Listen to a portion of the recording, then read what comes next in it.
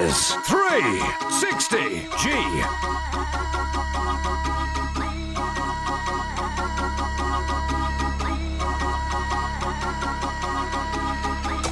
Three 60G declared filthy in 20 countries. Don't say I didn't warn you.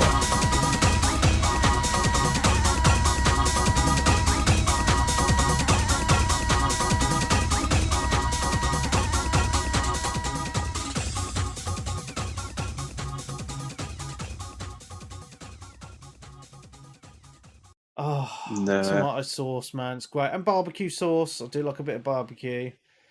Do they still call it catsup in America? Well, they've got two, haven't they? They've got ketchup and catsup. I don't actually know the difference. So, if any of the Americans are listening right now, what is the difference between ketchup and catsup? About a couple letters. Ketchup versus catsup. I'm gonna Bing this. Bing it. Get points. I'm binging it for me. Bing points. Yeah. Bing yourself your new game, Where's Peeps? It's like Bank Holiday Monday tomorrow. Peeps is ruined. Proper show. Oh, he was up till 5 a.m. posting on the WhatsApp group. Or was he Catsup dancing again? is less common than ketchup. Most of the major ketchup brands call themselves ketchup instead of catsup. So the trend is that catsup is decreasing in popularity. When to use ketchup? Ketchup is a noun for a spiced tomato sauce that people use as a condiment. No shit, Sherlock. So it's basically the same thing. Crushed tomato. All right. Okay. You want Colin in to explain, really, don't we? Yeah. Catsup and ketchup are two different spellings of the same condiment. There you go. It's Same difference there. almost as bad as going to America and saying, like, some jelly and ice cream. Yeah. I mean, I always thought that it was jelly, like, you know, when you make jelly and put it in the fridge and it goes hard and you have it with ice cream. Jello. That's Jello. Yeah, and then when I found out it was jam and peanut butter, I was like, ugh, you heathens. So do they have Jello boys then?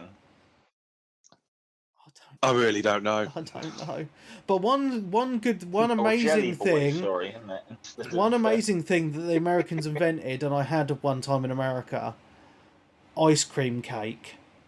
Oh my god! Yeah, it's an actual cake. Roll. It's like a massive cake made of ice cream. It's just like, oh my goodness. Yeah, amazing. It's not Arctic roll. It's not a sponge with ice cream in the middle. Oh, it can be. I love sponge roll. I love for ages. Oh, I'm gonna have to go and get one, man. Oh. Eat it live on the podcast. Yeah. There used to be one I had back in the day. It had a gingerbread sponge and a little gingerbread man printed in the inside of the ice cream to go through the whole roll. Oh, right. Because we used to have that, and then we'd have other ones which were like discs of that, but they were covered in chocolate. Nice. Like a hard chocolate outside. That sounds delicious. So has it got to say hello to St. Adams, who's joined us? Hello? So for those of you that are watching us live on Twitch, there is a way that you can get involved in the show if you so wish at some point. Mainly in the question section, if you want to ask questions with your voice. If you go to Discord, we are recording in a new room. So it's called 360 Gamercast Livestream. You join that channel and you'll come in as a listener. So you can't disturb us, but you can request to join the voice chat. So if you want to do that during the questions, feel free to jump in the Discord, join this room, and request to say hello, and you can say hello and ask questions. How cool is that? So give it a go if you so wish. Let's see what happens, eh? Yeah. Yeah, I think that'd be quite cool.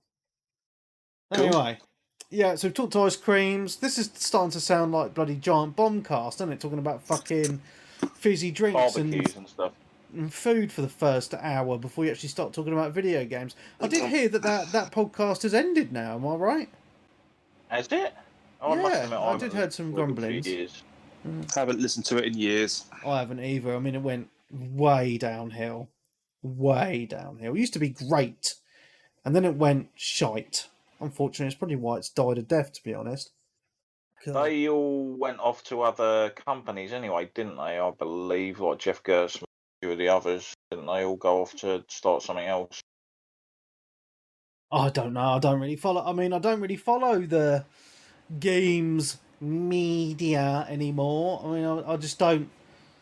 I don't know. I kind of fallen out of all of that, if that makes sense. Like the social mediaing, and I've just kind of had enough of it. Really, I very rarely go on it these days, and so I'm kind of behind on all the news and stuff. Know some of the people who are still at certain publications, but yeah, sometimes when you look at their Twitter feeds, you kind of like, yeah. Well, that's the problem, isn't it? That is the problem, and you know, it's just a sign of the times, unfortunately. Anyway, should we get into the podcast? Yeah, man. Cool. If we must. We must. Okay, we're on episode 74. Jesus Christ. Jesus Christ, superstar. Wears frilly knickers and a wonder bra. All right. That's a Colin impression.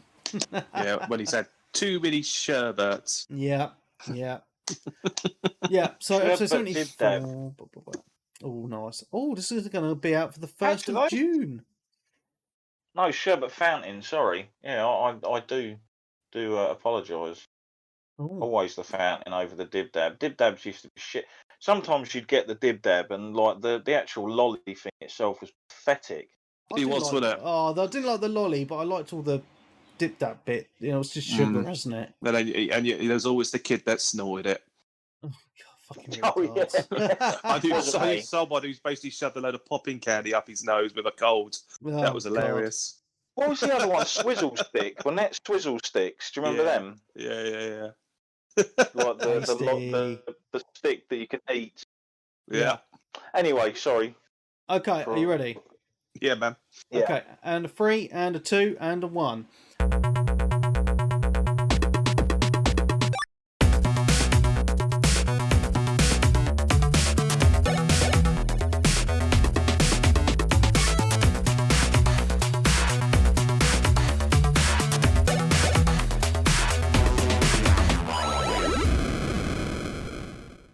Hello and welcome to 360 Gamercast, episode 74, for Tuesday the 1st of June, 2021.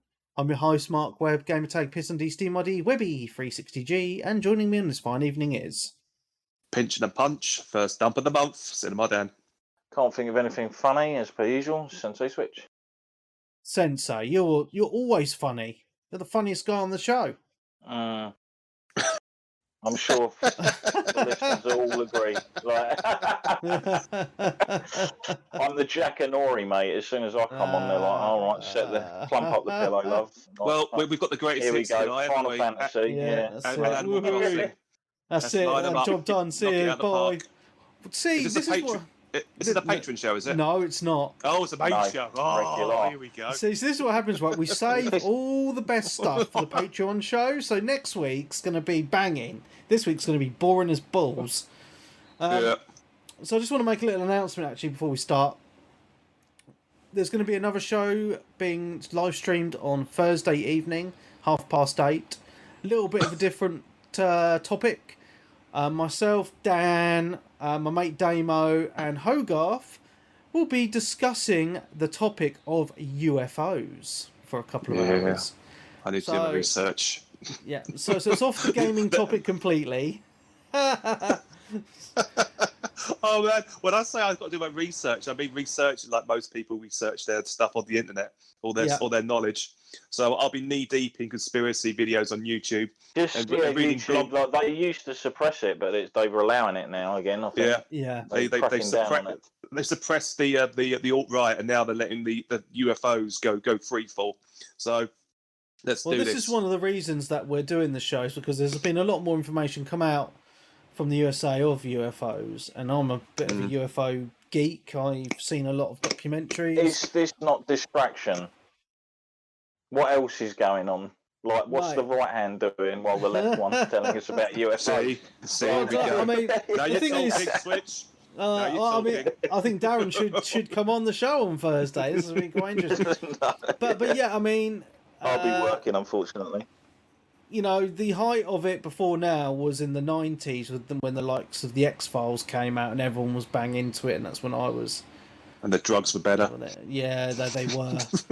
There's fucking too much shit in them these days. But yeah, man, I look forward to that show on Thursday. It's going to be a hell of a lot of fun. And yeah, it's going to be great because my mate Damo is coming on. I actually we house shared for a while, and we just spent a lot of our time watching UFO documentaries. It was good times. We weren't on drugs, I promise. I'm glad. I know Hogarth's a logical soul, so hopefully he'll. Well, Hogarth's going to be a great person to have on that show because he's all into his astronomy. Yeah, I know, and I'm into my science as well. So yeah, so we're going to have a couple of geeks on, and there's going to be the rest of us just talking bollocks as we normally do, but it's going to be fun.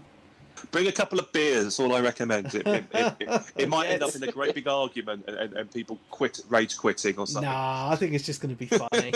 To be honest, it's going to be a good show. I'm really looking forward to that. And that's going to be Patreon only, isn't it? Well, I'm going to do the usual. I'm going to put out 20 minutes or so of it for everyone, and then put the rest behind the paywall because I'm an arsehole and I want some money for the hosting of the show. So thanks. So if you want to listen to that show, subscribe to the Patreon, £5 a month. Or join us live on Twitch. Or you can watch it live on Twitch, or on the Discord, as I'm sure. Oh, will we setting the live room up, will we? We will be setting the live room up. We will be fielding questions from people. Yeah, depending how many we get. I really would like this questions from people to take off because it's a lot of fun getting the community involved, right? So give it time. Like Kevin Costner and his field of corn. Yeah, if you build it. Or Kevin Spacey's career. Give it time. Yeah, it's come back. Oh, man. What's he doing? He doesn't even need to work, does he? He's fucking multi-millionaire. Oh, man. He just needs to fuck off, doesn't he? Let's be honest. Well, I have to admit, though, I know he's had all those allegations and that, which have been proven false in a court of law. But I do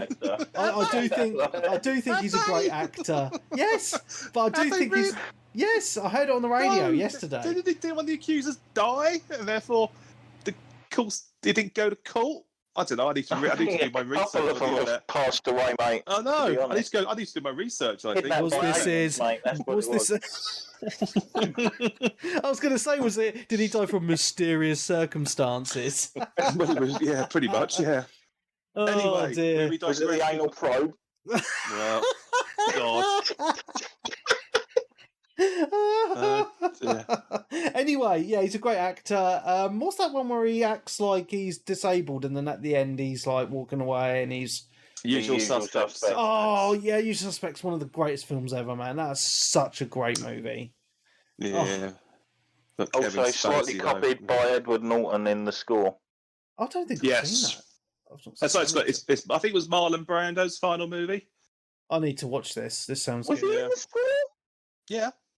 Wow, I didn't know that. Yeah, he is. It's Robert De Niro, isn't it? Marlon Brando, Edward Norton, the score. Ah, right. Yeah. All I know is the character. He's not in it much. The character Edward Norton plays reminds us of one of the cleaners at our place. Mm-hmm. Almost like spot on. Right, shall we get into he does heists. Gaming stuff? Let's get into gaming then. So, I just want to say to Byron, as he's a super fan, don't be scared. Jump in the Discord. When it's question time, ask us a question. It's all good. And the same for anyone else who's listening. We actually just lost some people watching the live stream during that conversation. It's Darren's joke. That's what it was. Yeah, it probably was. Hello, Clarky. How are you? Nice to have you here. Clarky's alive. Yeah, he's just joined. Christ. Yeah. So, right, let's get into the news then. Cue news jingle.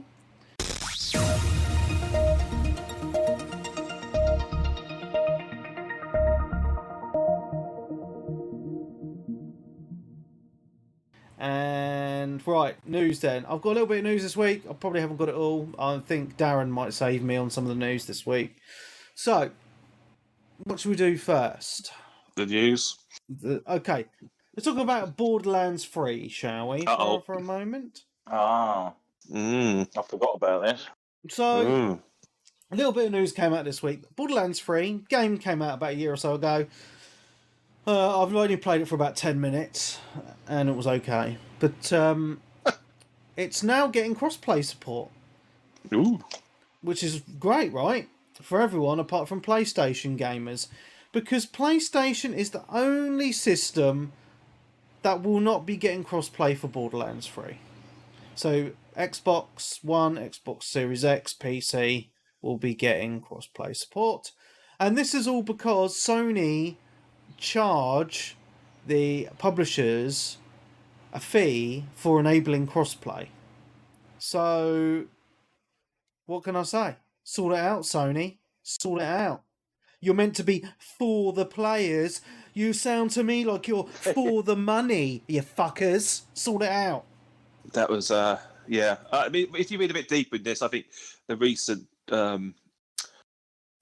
case, I think it was, what was it? The recent case between Apple and Epic, I think, to a degree. What was revealed, I guess, was that PlayStation make money on these cross-play games occasionally. So the money's got to be going somewhere if PlayStation aren't getting paid. You know, it's not. They're looking the way, I guess, to protect their ecosystem or do something. I don't know. So at the end of the day, I mean, it's nothing new. You know, we've seen Sony do this before. Yeah. So I don't think anyone's surprised. But at the same time, the tech's there. Surely they should, share alike. Unless the player base on PlayStation means that they don't have to bother. I don't know. Well, it's probably that because obviously the PlayStation is the most popular console anyway. But Microsoft obviously don't charge a fee for the crossplay. I mean, it comes from the court case involving Fortnite and PlayStation because of the in-game transactions, right? So obviously you can buy your V-Bucks, and if you buy it through the PlayStation Store, they take their cut, right? But if you buy it through another platform, it still goes onto your account. But there's no microtransactions in this, is there? No, there's no microtransactions, but for every game that enables crossplay, is kind of, but they're very minimal. It's just like skins, and a lot of them are kind of included in the season passes. Yeah, anyway, it's not like they're not egregious. egregious. Yeah, I mean, it doesn't mean like a player will spend £5 every week or so, doesn't it? I mean, once you unlocked all the skins, you got no more cash flow, I guess. Yeah. Yeah, and to be honest, a lot of the skins, they're just different colour variants for the same. But you can't outfit, see them anyway because it's fucking first person.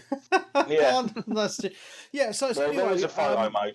So with Borderlands, I mean, obviously it's caused a lot of it's upset. But because obviously people are thinking, well, Sony have now caved in. A lot of games are cross-play, but now a lot of these publishers are pushing back against Sony because obviously Microsoft and Nintendo aren't charging for crossplay to be enabled on the games. So Sony are the only console manufacturers that are doing this. So obviously they're getting some bad rep in that regard. I mean, if it's a good or bad business decision, I mean that's not for us to decide. But from a player point of view, it does look very negative because it's not enabling people to play together if they have different consoles, and it makes the slogan of "for the players" look like a lie.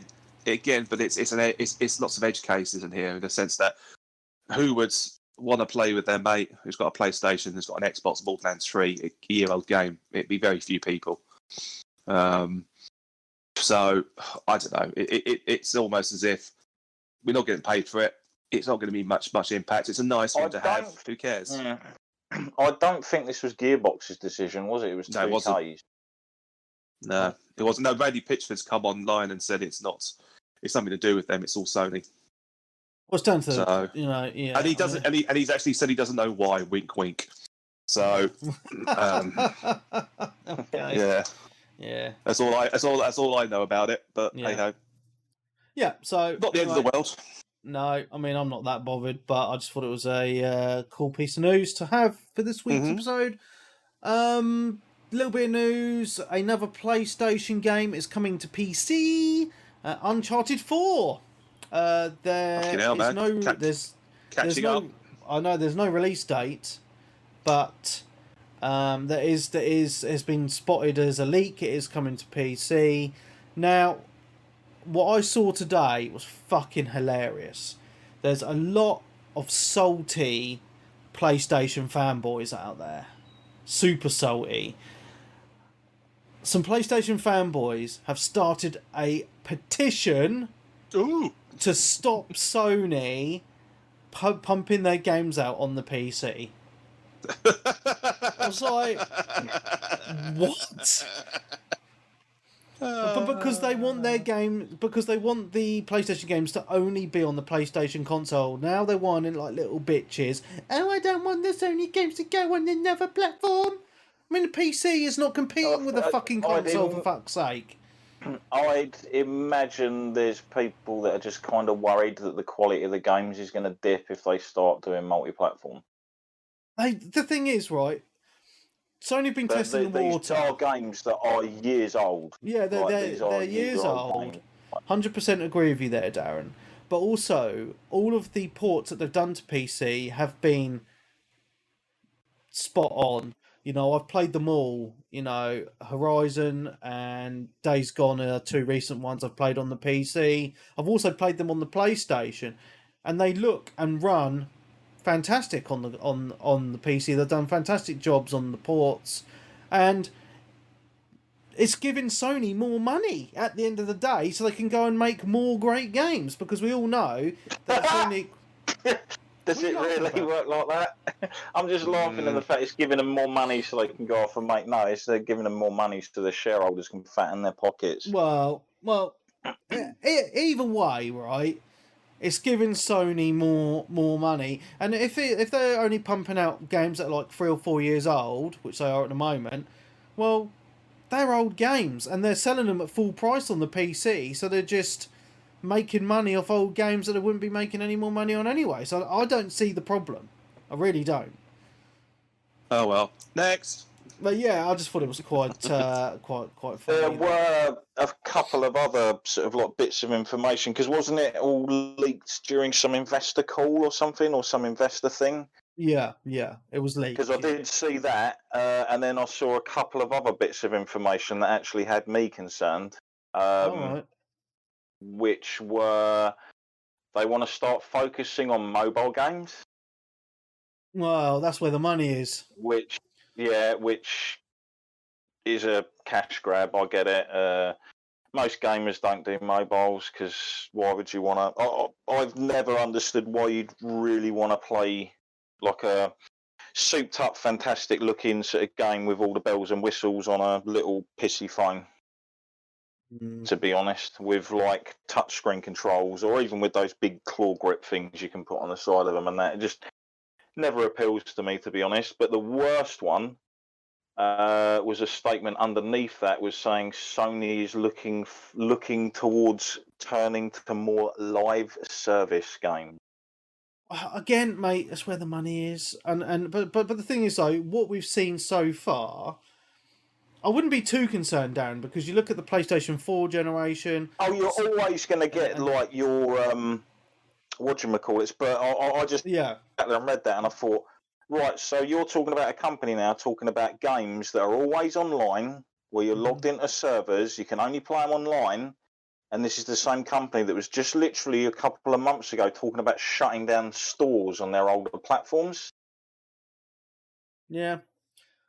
Like I can understand, like with the Microsoft brand, Microsoft generally have it pretty much pat to the fact that any live service game they do, you know, in 15, 20 years, there's a massive chance you will still be able to access and play that game because it will still be part of the Xbox Live Network ecosystem. Mm-hmm. Sony don't have that. Well, they might in the future. You don't know. I mean, they've got a big back catalogue that people want to play. There's a lot of games on PlayStation Now, for example. I think, when or if that happens, Darren, you look at the backlash that Sony had trying to close down the Vita and PS3 stores, and then they backtracked on that, right? I know they're closing the PSP, well, the PSP stores closed. And we'll see what happens in the future regarding the Vita and the PS3 stores, but at the moment they've stayed open because of that fan backlash. Just talking about the DRM stuff as well, though, Darren. Did you see the news this week about the Xbox Series X? What about it kind of still having DRM? Yeah, and it has the games you have to be online to play a lot of the games. Yeah, because they need to do an authenticity check. But obviously, you can get round some of that once you make your system your home console. Yes. But there is still like minor DRM stuff there anyway. Like none of these consoles are technically really consoles, in my opinion. Mm-hmm. Because consoles to me is like, as Dan knows, back in the day, put the game in, turn it on, off you go. Boom, That's done. a console. No pissing about, no online, no DLC, none of that shit. Just crack it on and play away. Yeah. Like the last console that did that. What was it? The last console that did that, I suppose, was Dreamcast or PlayStation 2? Possibly, yeah. The whole ease of use of consoles is gone, mate. It's out the window. It's not all the good old days. Just chuck your cartridge in, as Dan was saying. But then again, you've got to think as well, similar with the PC. PCs have actually got easier because I remember back in the day, you used to have to put in run codes and stuff to actually start your games up. Yeah, I mean, it's so easy now. There's none of this compatibility issues that there used to be or anything like that. You just download a game and play it. But the Microsoft DRM thing is quite interesting. There was a video by Modern Vintage Gamer, who's someone I actually follow on YouTube. He does some really good videos. If you've not watched any, actually do check them out. He does a lot of retro stuff. He's a big Xbox someone fanboy. forwarded it on Twitter. Yeah. Someone forwarded it on Twitter, and I watched it. Yeah, so he was saying that a lot of the games just don't work. Just won't even let you launch them on the Series X unless you're connected to the internet, which is a bit shite in some regards. But, from my point of view, I think to myself, well, when do I actually play my consoles when my internet is off? It's never off. It's very reliable. Well, you've got good internet, mate. So I'm just like, well, can give a fuck, mate. But I know there's some people who live in other parts of the world whose internet may not be as reliable, so it would be an issue. Well, Elliot. No, I mean, he's sorted, isn't he? Has he got himself a new broadband and stuff, has he? Yeah. I know Wes's internet went out last week and he couldn't play some games. He was very upset. But, he lives in Thailand, which is basically a third world country, isn't it? So, yeah. Cool. Right, so we go on to the next bit of news. Yeah. Switch Pro. More stuff is being leaked about the Switch Pro. Yep. From a Chinese hardware manufacturer. The system itself. Okay, so I'm just going to give out this news. The new screen is going to be OLED and will be 7 inches. There's going to be the SD card port is going to be repositioned and it's now going to be easier to reach. It's going to have a newly designed dock which will have 2 USB-C 3.0 ports and do 4K output. All your current peripherals will work with it, including your current Joy-Cons as well. Yep. So that is pretty awesome. The rumoured release date for this is going to be the end of November. Cool. This is going to be the new must-have hotness at the end for this year. Yeah. Basically. Getting one of those is going to be hard. It might be, yeah. It might be easy, or when it launches, because there'll be enough sites on sale. But if you miss the boat on the first run, good luck. Yeah, 100% agree with you there. What else news was there? I know Darren mentioned there was a Far Cry 6 reveal. I didn't actually watch that yet. Oh, lame. I've not had a chance, mate. I'm going to have to watch it and talk about it next week. I know you... I can mention it briefly. Yeah, so mention it, because the video I've got is 40 minutes long, so I'd had no time. No. It's all that is they did the same stupid thing that Sony did, where they kind of had a pre-stream stream. Oh, for fuck's where sake! some of it's just like most of it's only like literally about the last 10 minutes. If you just fast forward to about the end, it's sort of there. But I found it sort of gave you an overview of the character. Is it Danny or something? Which can either be played as male or female. I think the right, that's cool. proper way is female. Yeah. And obviously it sort of goes into the fact that a lot of your weapons are kind of like weird makeshift stuff, like whatever you can get hold of, because you're based on one of the Caribbean islands. All right, cool. Yeah, I'm watching the video now. The dude's got a pet crocodile with a t-shirt on. Yeah, it looks absolutely gorgeous as far as like the draw distance goes and the vistas and all that kind of stuff that for all the environments and that they show. There's some weird, wacky weapons in the game. Like there's a CD gun which fires off CDs of the Macarena. Brilliant. It looks good, man. The graphics look amazing. Yeah. Well, Ubisoft games are always generally pretty well polished, and you know it's going to look pretty awesome in HDR and all the rest of it. But I'll probably skip out on this because like I was suckered in by the last few and I'm just not a fan of the gameplay. But if you like the Far Cry games, then I think this I really enjoyed Far Cry 5. I never played the other one with the ladies in the same. I can't remember what it was fucking called now. Far Cry something. Oh, New Blood, or something. New Dawn, was it? New Dawn, I think. Yeah. Sort of set after Far Cry 4, wasn't it? 5 or 5. Sorry, 5. Yeah. Yeah, I really enjoyed 5. So yeah, I'll be picking this up for sure. You'll have to let me know which animal in this one can take like 4 clips in the face before actually dying. Because there's always 1 or 2 bits of the environment.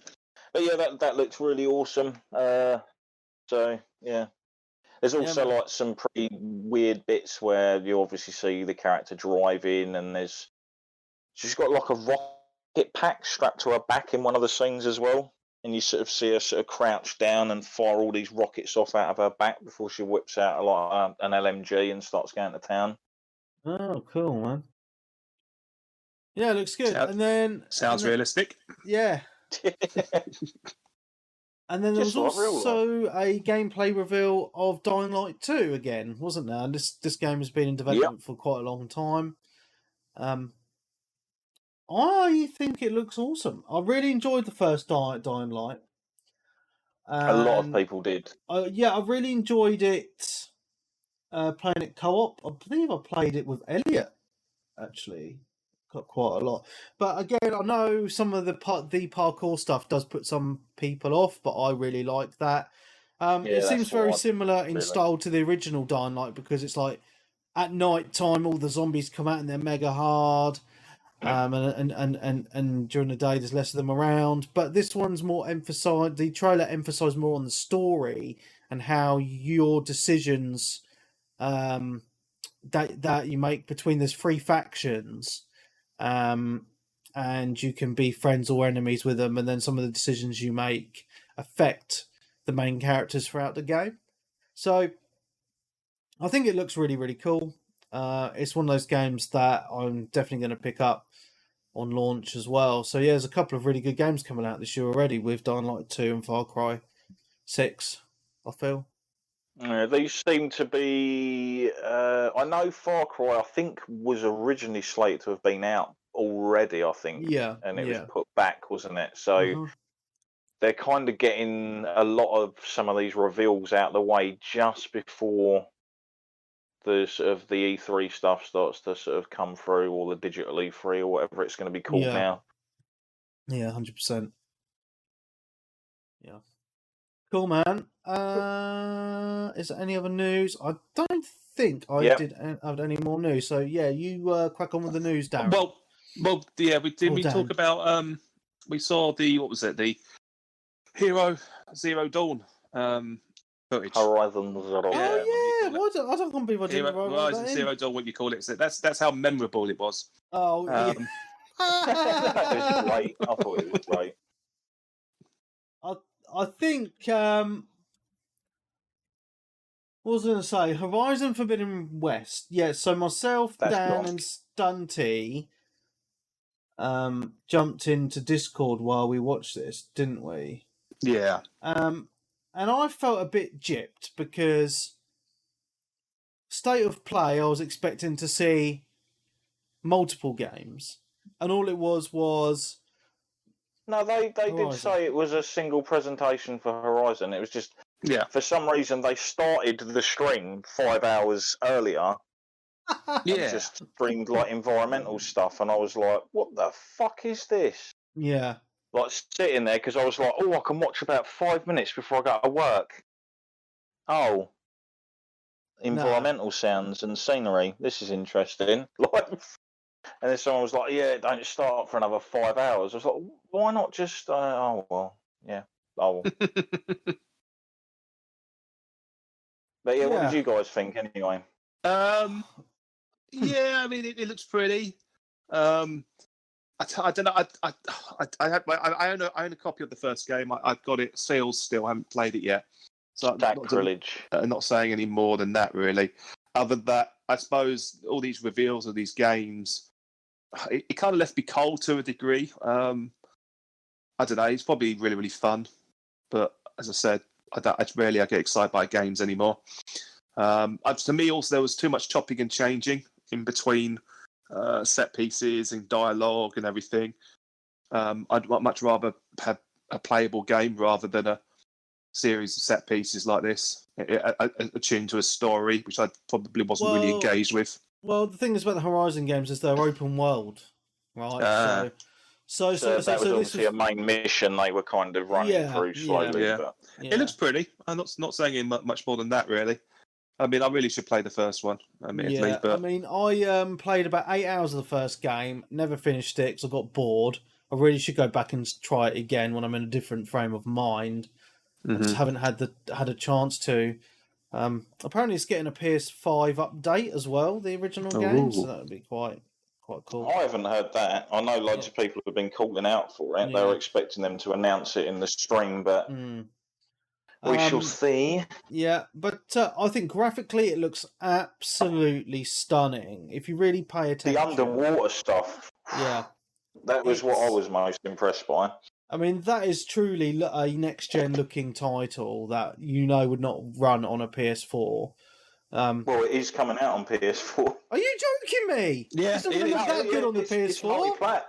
Is it? Yeah, no, they stated it was originally going to be a PS5 only, but because I think they can't get the systems out quick enough, and they want money, they're making it across gen. So it's going to be interesting see what this looks like on the what they roll back on for the PS4 or the Pro. Because there's no way it's going to look like that on a PS4. No way. It'll come reasonably close because obviously a lot of people sort of like think that we're like leagues ahead, but when you actually go back and even look at the original Horizon, it's still a very good looking game. Yeah, but I don't think it can do all the lighting effects, density and the density of the like grass and all that sort of stuff, and the hair. Like hair in particular on characters is very intensive, so you wouldn't think it, but it actually really, really is. Oh well, I'm actually quite surprised coming out on PlayStation 4. Then I assumed it was even I knew that. Exclusive. That's just how far behind I am, man, these days, mate. Cool. So when's it out then? All I want to know is who's been slapping Aloy's cheeks. I saw something on because I was chatting to Darren today, and Darren was told me about this, right? So I was like, right, okay. So I went onto Twitter to pump out the to the podcast information, and one of the trending topics was Aloy. I was like, what the fuck? So I clicked on it, and it's people arguing about what she looks like in the new game because her cheeks are all fat now. So there's people going, well, she is older now in the game, so as you expect her face change, there's people going, well, she looks really ugly, blah, blah, blah. I'm like sitting there just like, This is Twitter. This is why I don't fucking really go on it anymore. Just stupid arguments, But I mean, she's aged, right? I mean, I don't know how far. Well, yeah, but you it don't just put weight on your face and nowhere else. I don't know, man. If you're stung by a bee. Yeah, it could be. Or mumps. I think she's just got the mumps. Yeah. I think that's it. Mumps. She wasn't inoculated like we'll work, as it says in the future. Oh, man. But yeah, it just seemed weird. It just like straight off, I was like, hold on, why has she got the old She's got more polygons, mate. The power PlayStation 5. More polygons in the cheeks. It's like Botox, mate. Job done. Well, does this go in the cheeks? Yeah. Yeah. I really don't know anymore. But yeah, it looked pretty fantastic. So yeah, it's definitely going to be one I'll pick up because I was a big fan of the first game and stuff. So I need to play the first game. But yeah, it's interesting because they obviously didn't want to save this for any of their presentations, so they kind of wanted to get it out there early and before. So it makes me wonder what else they're going to be showing. They'll probably show some more of this for their thing. Yeah, they're not doing E3 this year, are they? Because no, they always do their own little digital event like Nintendo. Nintendo's Treehouse. Is that what it's called? I think it's something like that, isn't it, usually? Cool. So, Any other news? Any other news? I think that's it, man. I'm sure there is because it's gaming. Oh, mate. Some journalist said something.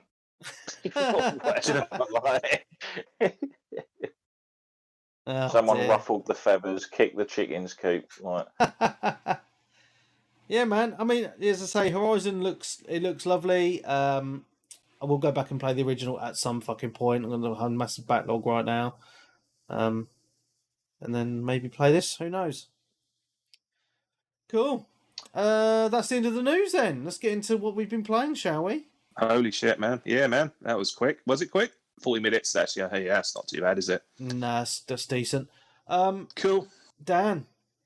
Yeah. What have I done this week? I've been playing a lot of Evercade this week. After buying one. If you didn't listen last week, I only had it for about 2 or 3 hours.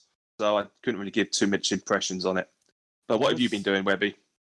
I've been drooling over you having that Evercade. Drooling over me. Oh man, just fucking put that tongue away, you dirty boy. There was a new model of it that actually went up for sale the other day, wasn't there? Yeah, I've got the eye on that as well. Deluxe. Yeah, there's a deluxe one with I think 5 carts which haven't come out yet, 2 pads, and the 1080p console deck which sits under your telly. And I think it's 160 quid. I think when I looked at fund stock yesterday, they only had 10%. Fund stock 10% of the stock left, but you have to pay up front. Pay up front, 160 quid, which, to be honest with you, I haven't really got the cash for that right now. And it's not out until November. On the collector's edition yesterday. Yeah, I mean, to be honest with you, I'm pretty much better off just spending that time building up my collection of the other carts on release and buying whatever's on offer. I have been dabbling. I've got a couple of pre-orders down actually for future carts. So I pre-ordered. I think it's the Worms collection. I pre-ordered that. There's a Team 17 collection. I think is it Team 17? Yeah. Yeah, there is. I've ordered the Codemasters one. The Codemasters one looks cool. I can't remember what's actually on it. And there's a Bitmap Brothers one, which I want to get my hands on. Yeah, I saw that one. Yeah, that one's out. That's Steeple 2 and stuff. Yeah, I've pre-ordered all my stuff on Amazon. Chaos Engine. Yeah, so I pre-ordered it on Amazon. So it literally, I only get charged when it's dispatched because I don't really want to start pre-ordering stuff that's ages away and then pay for it now. I'd much rather pay for it. Just going to change my mind. That can sometimes be a bonus because you forget about it and then it turns up and you're like, oh man, I had that too much. I mean, I had a CD album turn up today. I forgot I fucking pre-ordered and I was like, oh shit. I had Zack Snyder's Justice League turn up on Blu-ray, which I forgot I pre-ordered the other day, and I'm like, I don't think I'm going to ever watch that again. Oh shit. So yeah, it swings around abouts, mate. But this week. Keep an eye on Ever Butchers on eBay, mate. That could be good. Yeah. Well, as I said, I've got a load of stuff pre-ordered. I pre-ordered 2 of the arcade carts on Amazon because they were available. The other 2 have actually temporarily out of stock. So it looks like they've only confirmed stock levels of a couple with Amazon for a couple of titles, or maybe so. I don't know. I've got my eye on it. It's not until November. I intend to buy a few more carts, but I'm doing it gradually rather than drop, £100 on the shitload of retro games. Question. Yeah, go for it. I was having a look on the website, Evercade, and I've gone on to Fun Stock. There's less than 10% of the Black Edition left. Yeah. Is it more expensive because it comes with loads of games? Well, those games typically are about £15 each. It's 6 carts with over 50 games: Television, Bitmap Bros, Technos Arcade, Data East, Galco? Gallico. Jalco? With a J or a G? Atari Arcade. Gallico, I think. Gallico. Or Jallico. Jallico. What? Okay. Yeah. So it's normally white, but they're doing this black edition. Yes. Of the Sexy edition. Yeah, exactly. So you got 6 carts. We're looking at, but you look at there. So you're looking at least £90 worth of software there, plus the standard console when it's released. I think it's going to be up to about £80, I think. £90 for the console on its own. Yeah. Yeah. Well, that would be £90 on console on its own. So there'll be other packs. So, to be honest with you, I can wait and then just build up my collection gradually. The 2, I think the Bitmap Brothers. The black one. Yeah, the Bitmap Brothers cart, and I think one other in that pack is out before November anyway. Right. So yeah, it is what it is. I just want to. I don't want to spend too much. I just forked out for the base console for now, so I don't really want to spend much more money on it. I don't think that's that bad, right? Because if you think the cartridges are £15 each, those 6 carts are £90. Yep, exactly. So I've done the maths in my head. That's a quite good deal for that Founder edition. It's 2 controllers as well. Yeah, no, it's a good deal. I'm ordering it. You're ordering it now? Yeah. You can always sell it on if you don't want it. That's what I'm like sometimes. Do you have to pay for it now, though? Yes, you do. Oh. That's why I haven't bought it. I did hear. Have you still got money left over from your Xbox Series X sale? Yeah. I didn't really want to spend it, though. Yes, you do. Who was it that made Bubble, Dan? I can't remember. Tato. Is there a Tato collection? No, not yet. Can you imagine Rainbow Islands, Bubble, Snow Brothers? Oh man, that'd be awesome. And then hopefully there's more coming online in due course. I mean, I bought 2 additional carts since last week. So I bought the Namco Collection 2, which has got Pack Attack on it, which I've been playing today. I'm trying to read the back of the box. It's really difficult in this light. Dig Dug 2, I've been playing that. Was it Burning Force? I can't bloody read that. I ain't got my glasses on.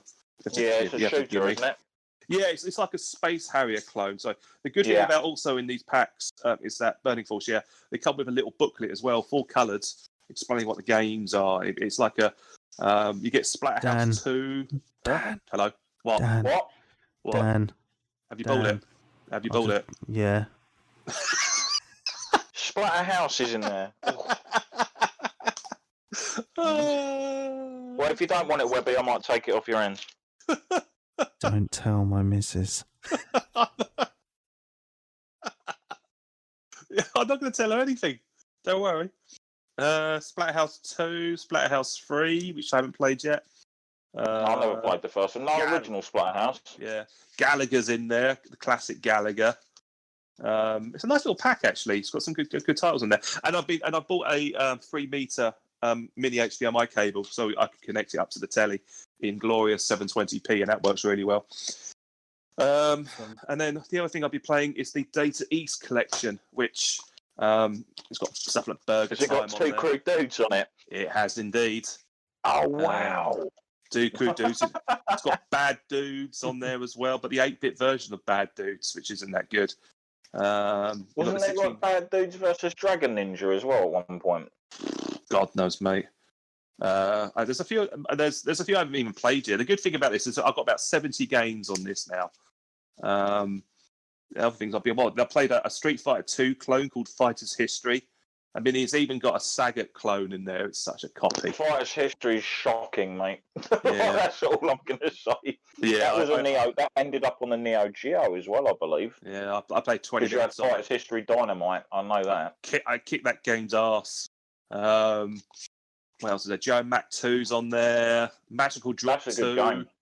Midnight Resistance, which I've had fond memories of when I was a kid.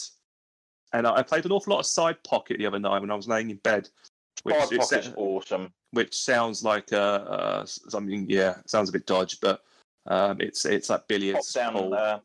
Pool game. Pool game, billiards game. It's really good. They did like a version of it on the Saturn called Minnesota Fats. So it's I think this console is going to go from strength to strength now. Did you know what fun stock they're doing? The more. How much did you buy your handheld one for? God, it was 80 quid, reduced from 90 with free carts. Oh yeah, because they're doing the same deal on Fun Stock. Atari Collection, Namco Museum one, and Interplay Collection. Yes. 80 quid. Yeah. Cool. I mean, if you want to get into Evercade before the November launch, I mean, you can connect it up to the telly and it works. Disappointing thing, I guess, is that there are 2-player modes on these consoles, but obviously you can't play 2-player because you can't connect another player to it. But again, it's in its second year now. The main base console's coming. It seems to have an awful lot of interest. It seems the carts are getting quite hard to get hold of on Amazon in particular, which is a good sign, I guess. They're not impossible, but there's other interesting stuff. Like they've got the Atari Lynx collection, which has pretty much every single over 2 carts, every single Atari Lynx game on them, because there wasn't many. So yeah, I mean, Adventures in Slime World. Yeah, that's on there. California Games. I love that game. That game. I haven't got that yet, but again, I could quite easily buy all the games, but I'd rather go through what I've got at the moment. And I do want to maybe have a couple of beers one night and just basically go through all the Atari games, all the shitty ones. And do you know what though, Dan? I mean, just looking at this, all the cartridges are numbered. Yeah, it's a collector's fucking nightmare. I know. I'm missing. I've got carts 1, 2, 3, 4, and 6. Oh, fuck! that would mess with my OCD big time. I'll tell you. I wouldn't be able to sleep at night. I'm pretty sure it's Atari Collection 2 I need to get. Oh man! I might actually do a Webby in a second, order it by the end of this podcast. Yeah, standard. I mean, I'm not interested in the handheld because I very rarely play anything handheld. Like my Switch, very rarely I play it in handheld, for example. But as I say, the main console looks, as I said, I've mentioned it last week's show. Obviously, non-patrons wouldn't have heard that conversation, but the fact that it's got 4 controller ports, but they're USB. So any USB controller or Bluetooth dongle will work with joystick. Well, I've got an Xbox dongle, so I could plug that in and use an Xbox controller. I've got so many pads lying around. I've got even those. I've got these Mega Drive. I've got that Mega Drive Mini sitting around. Yeah, I'm pretty sure those pads. They all have USBs, don't they? So they'll work. Yeah, and I've got shitloads. So the version, the console comes with 2 controllers anyway. But I've got an arcade stick, a USB arcade stick, which will probably work as well. So yeah, agreed. Perfecto. Agreed. And remember, this emulator emulates SNES games, Mega Drive games, NES games. You name it. Yeah. It's sometimes it's not entirely clear what console they're porting from or emulating from. It's not entirely clear, but because the version of Pac-Man on there is a bit weird. Arcade ports, like from.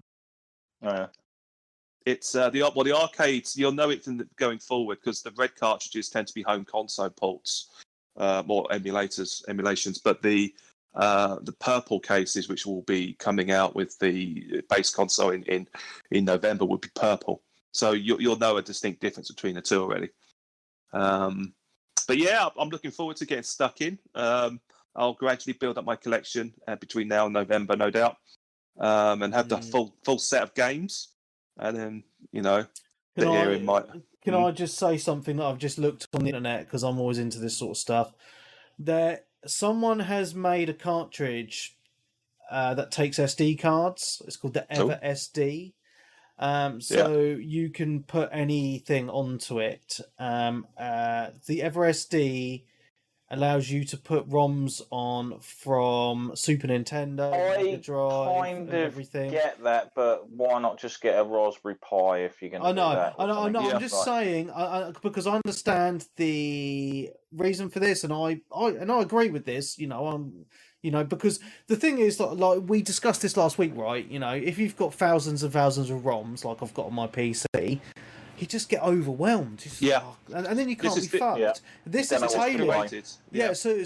So you buy a cartridge, 15 quid. It's got, I don't know, 8 or 10 games on or whatever, and it's like a nice small selection, and you can just dip in and out. You're actually going to play them, aren't you? Mate, there's 20 games on this Atari cartridge I've got. 20 games. That's cool. I know. Yeah, I mean, I was kind of gutted with the Neo Geo Mini when that came out, or the Neo Geo Gold or whatever it was, because it didn't really particularly take off as well as I think they hoped it would. Like, it did well, but like I literally only got, I think, the system, and it came with like X amount of games on a cartridge, and then there was like another cartridge I've bought which has got about another 15 or 20 on it, and I think that's pretty much it. I don't know if they actually made any more. And there's, as you know, the library of games for that system is pretty extensive, because it was on the market for nigh on a decade.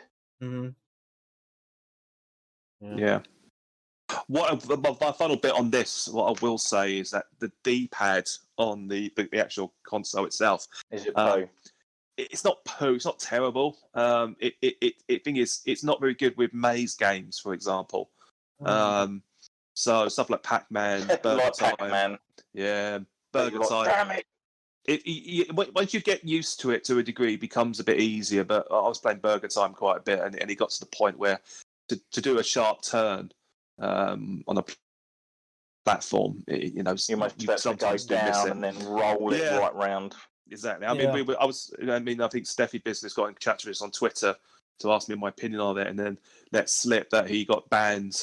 He got blocked by Evercade on Twitter for moaning about the D-pad. So. Right. Huh. But then again, I don't know exactly what he said.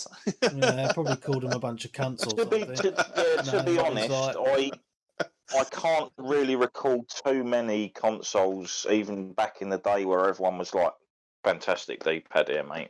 Fantastic D-pad. I think everyone pretty much had issues with different D-pads for different consoles. Yeah. I mean, the strongest D-pad I remember is probably the original PlayStation 1. That D-pad was bang on, mate. I've had a few of them break, actually. The Mega Drive was fine. I don't know. What I will say, when it comes to... SNES one was reasonable, I suppose. I mean, it's fine. It's just, you just want a bit of precision, I suppose. But when the base console does come out, and you'll be able to plug in your weapon of choice. Yeah. And that's what I think's cool. And I wonder if it will allow you to use the thumbsticks if you put like a Xbox One controller in or something. God knows, mate. Interesting, and might not. Oh, that'd be fantastic if they did like Smash TV and stuff. Yeah. Total carnage. But what I think is really cool about this system, Dan, is it's hitting that niche market. Which has been untapped for a long time, because everything is internet based. You need your downloads and all that, and it's that old school feeling of just buying a cartridge and it's fucking working, and you just plug it in and away you go, and that and you're not spending hundreds. That's lost. Yeah, 100%. Even in the PlayStation era with CDs, but it's just like that. It just feels nostalgic, I think. It's agreed. Pretty cool. Yeah, agreed. You have your collection on the shelf. Exactly, and it's nice and tidy. And it's nice and tidy. Yeah. Yeah. It's in and they're not odd-shaped boxes, are they, Darren? I don't know. I haven't seen what they look like in the boxes. Although they're quite small and compact, and they're all the same size and colour. Nice. Just with the numbers on. Excellent. For your OCD. There you go. Yeah. I suppose the only issue with getting it all off the ground is getting all of the different little companies together. And to be honest, probably a lot of those companies don't actually exist in the same way anymore. Well, that's the thing. I mean, the challenge will be. I mean, if this, I'm pretty sure this will go from strength to strength. It's questions of how, what kind of companies can you get on there. Well, you always seen Capcom, for example, do stuff with their arcade stadium, which is a great package, by the way. Also, but is that the thing that came out this week? Yeah, it's the one that Peeves got. Is it actually free? Because it's free to download on the PlayStation. Yeah, you get 1943, I think, free of charge. Yeah, and you also get Ghouls and Ghosts. Ghosts and Ghosts. If you've got PS Plus, you get it. PS Plus, yeah. Okay. Yeah. So I actually I've had on Switch anyway. I actually picked this up on the Xbox this week as well. Well, the whole concept, the whole package. Yeah. Oh, okay. Cool. Yeah. I actually got it twice. I got it on the PC as well. Because I can't. To be honest, I think I can't use my arcade stick on the Xbox, but I can use it on my PC. So okay. Yeah, man, fucking awesome package. It really is. What's your favourites? I'll say Ghouls and Ghosts is one of my favourites, and the reason why I'm enjoying this collection, and it's because I'm a dirty cheater. You got a rewind button, so if you lose your health or die, rewind a little bit and do it a little bit different. Nub. Yeah, but what I really like about it as well is just that layout. So it's just an arcade, and you switch between the different arcades for the games to play, but also you can change the view of playing the games, and so if you're zoomed out and playing, you can still see the other arcade games kind of going by, if that makes sense, on their splash screens. Yes. Yeah, so it's really, really cool. The only thing I will say is the only downer I have on this, Dan, I don't know if you agree with me or not, is all of the arcade cabinets look the same, and I know you can change them, but I really wish they were their original arcades, if that makes sense. All the actual arcade machines with all the lanyards and stuff. Yeah, had all the real art, and they looked how they were in an arcade. That's my only negative on it. Okay, well that's a minor, That's minor. It is a minor. Just think of it going into the AM2 days. Yeah. Exactly. Yeah, so that's why they changed. Or you started into one of those dirty clone machines stuck in the chippy. Yeah. Yeah. But yeah, the game selection is very, very good. I've been enjoying playing games I haven't even heard of as well, because I do like my side-scrolling shmups, bullet hell games. There's a couple of really interesting ones on it. I can't remember what they are, but there's stuff like Captain Commando on there. Yeah. They've got Final Fights, which is a classic. I think I own that about 6 times on various platforms. And I suppose because I own this on the Switch already, it's quite good, especially when you've got the top-down shooters and you've got that flip grip where you can actually flip stuff around. You can play, stuff handheld and so forth. That's pretty much what I've got. I mean, to be honest with you, I don't know what the Chivos are like. I suppose Peeves is all over that. Yeah, I've got a few, but I've not gone out looking for them or anything. Are they just probably because you don't need to? You're required to not use rewind. Yeah. Oh, that's me fucked then, isn't it? Yeah, I think it's a cool collection. It's one of those things that I'm not sure if they are looking to expand it in the future. Maybe add some more games to download. I think that might be their plan. Oh, definitely, yeah. Yep. I think so, yeah. We'll see what happens. They've got enough Street Fighters to get through. Oh, fuck if they're already selling like Ghosts and Goblins or whatever as a separate, which is very reasonably priced, I might add. I think it's like £1 or something like that, 99p. See, so I've got questions about this game because I know it's a classic. I only really discovered it a few years ago in the arcades when I went to the arcade club. And on the collection, there is 2 of them, and I think Dan actually did answer it. There's 2 versions on there. Is one of them Ghosts and Goblins is the original. Yeah, Ghouls and Ghosts is the sequel. It is an actual sequel because they look the same, apart from prettier graphics. What you have to be aware of is that there's 3 versions of Ghouls and Ghosts. As far as I know. Yeah, there's Super Ghouls and Ghosts, which was the SNES version. Right. There's Ghouls and Ghosts, which appeared on the Mega Drive. And then if you have the mini PC Engines TurboGrafx, there's another version of it on there as well. Oh, I never got that TurboGrafx. I really wanted to get that as well. Well, I'll give you 5 minutes to order one. Nah, I think they actually sold out. I think they sold out. No, they're not. They're still on Amazon. I looked the other day. No, don't tell me that. because my other mini consoles are literally just sitting in a cupboard at the moment. Oh, mine are under Mattelli. They look cool. Yeah, the thing is, I've got 2 little kids. Excels at bullet hell shooter type games. So I love those sort of games. Don't tell me that, man. I mean, the thing is, like, the thing is, right? True classics on there. Right, I would love to have my mini consoles under my TV, but the problem is, you've got kids. My children, and it's not Marcus, it's Eris. She's in this phase at the moment of going on.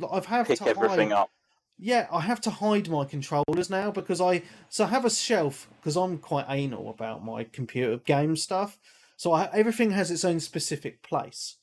So I have a shelf with just my controllers, and keep them very pristine. If they get dirt on them, cleaning them, and I'm just a bit fucking weird about that. So anyway, no, not so. That was baby puke over. Well, it's quite funny because I sold my PS4 Pro the other day, and the dude who bought it for me was like, "It looks brand new, man." I said, "I'll just look after my stuff."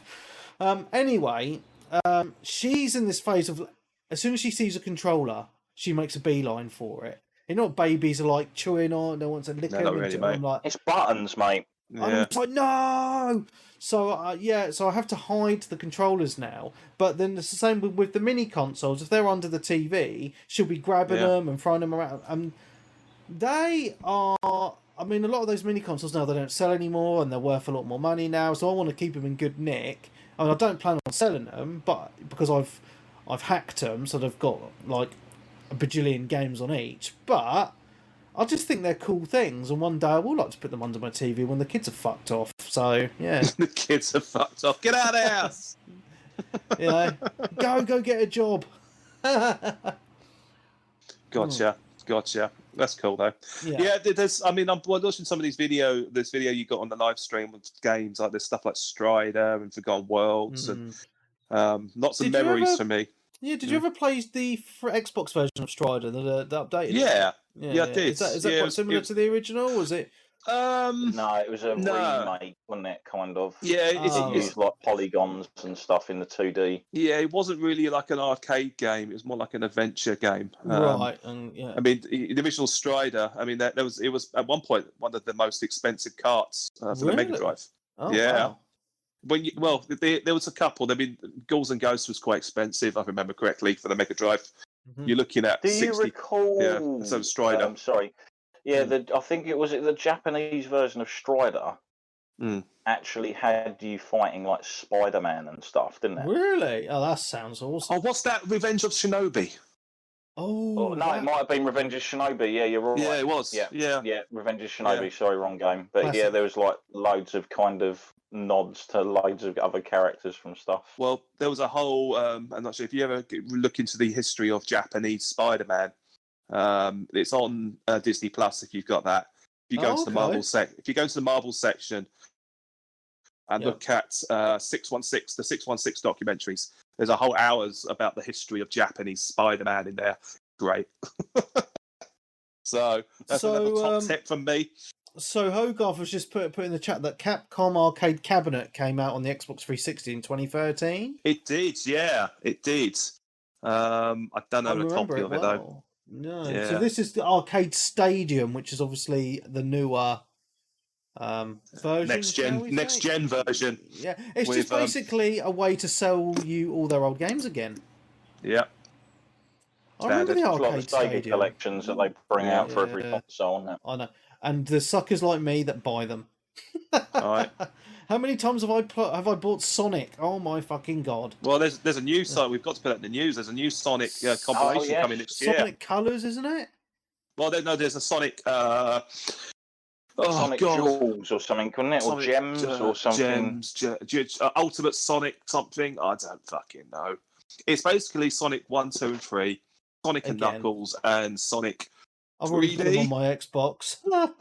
Yeah, but they're promising new features, and I think the rumor is that all the Sonic games will be full screen, full widescreen, as opposed to 4:3 ratio. Right. So a lot of people got very excited by that, and I just went, yeah. So if it's reasonably priced, you never know. I might pick it up. But they're doing it because the Sonic stream happened at the same time as the Horizon one. Right. I'd much rather watch the Sonic one. Thinking about it. Well, considering the Horizon one was just a pre-stream, then could have really. Anyway, where were we? Capcom Arcade Stadium. Okay, well I didn't play that, but you did clearly. I thought you played it. Oh well. I played it. It's great. It's just on the retro talk, really. We kind of retro talk, yeah. Going a little bit off on some more retro stuff. We're really spoiling people this week. There was a whole more of SNES and NES games appear on the Switch for the online subscription. What they called it. That was it. Oh, right, okay, cool. So I only played a couple of them, but. The one I did play quite a bit of was the NES game, which was Ninja Jar Jar Moru Kun.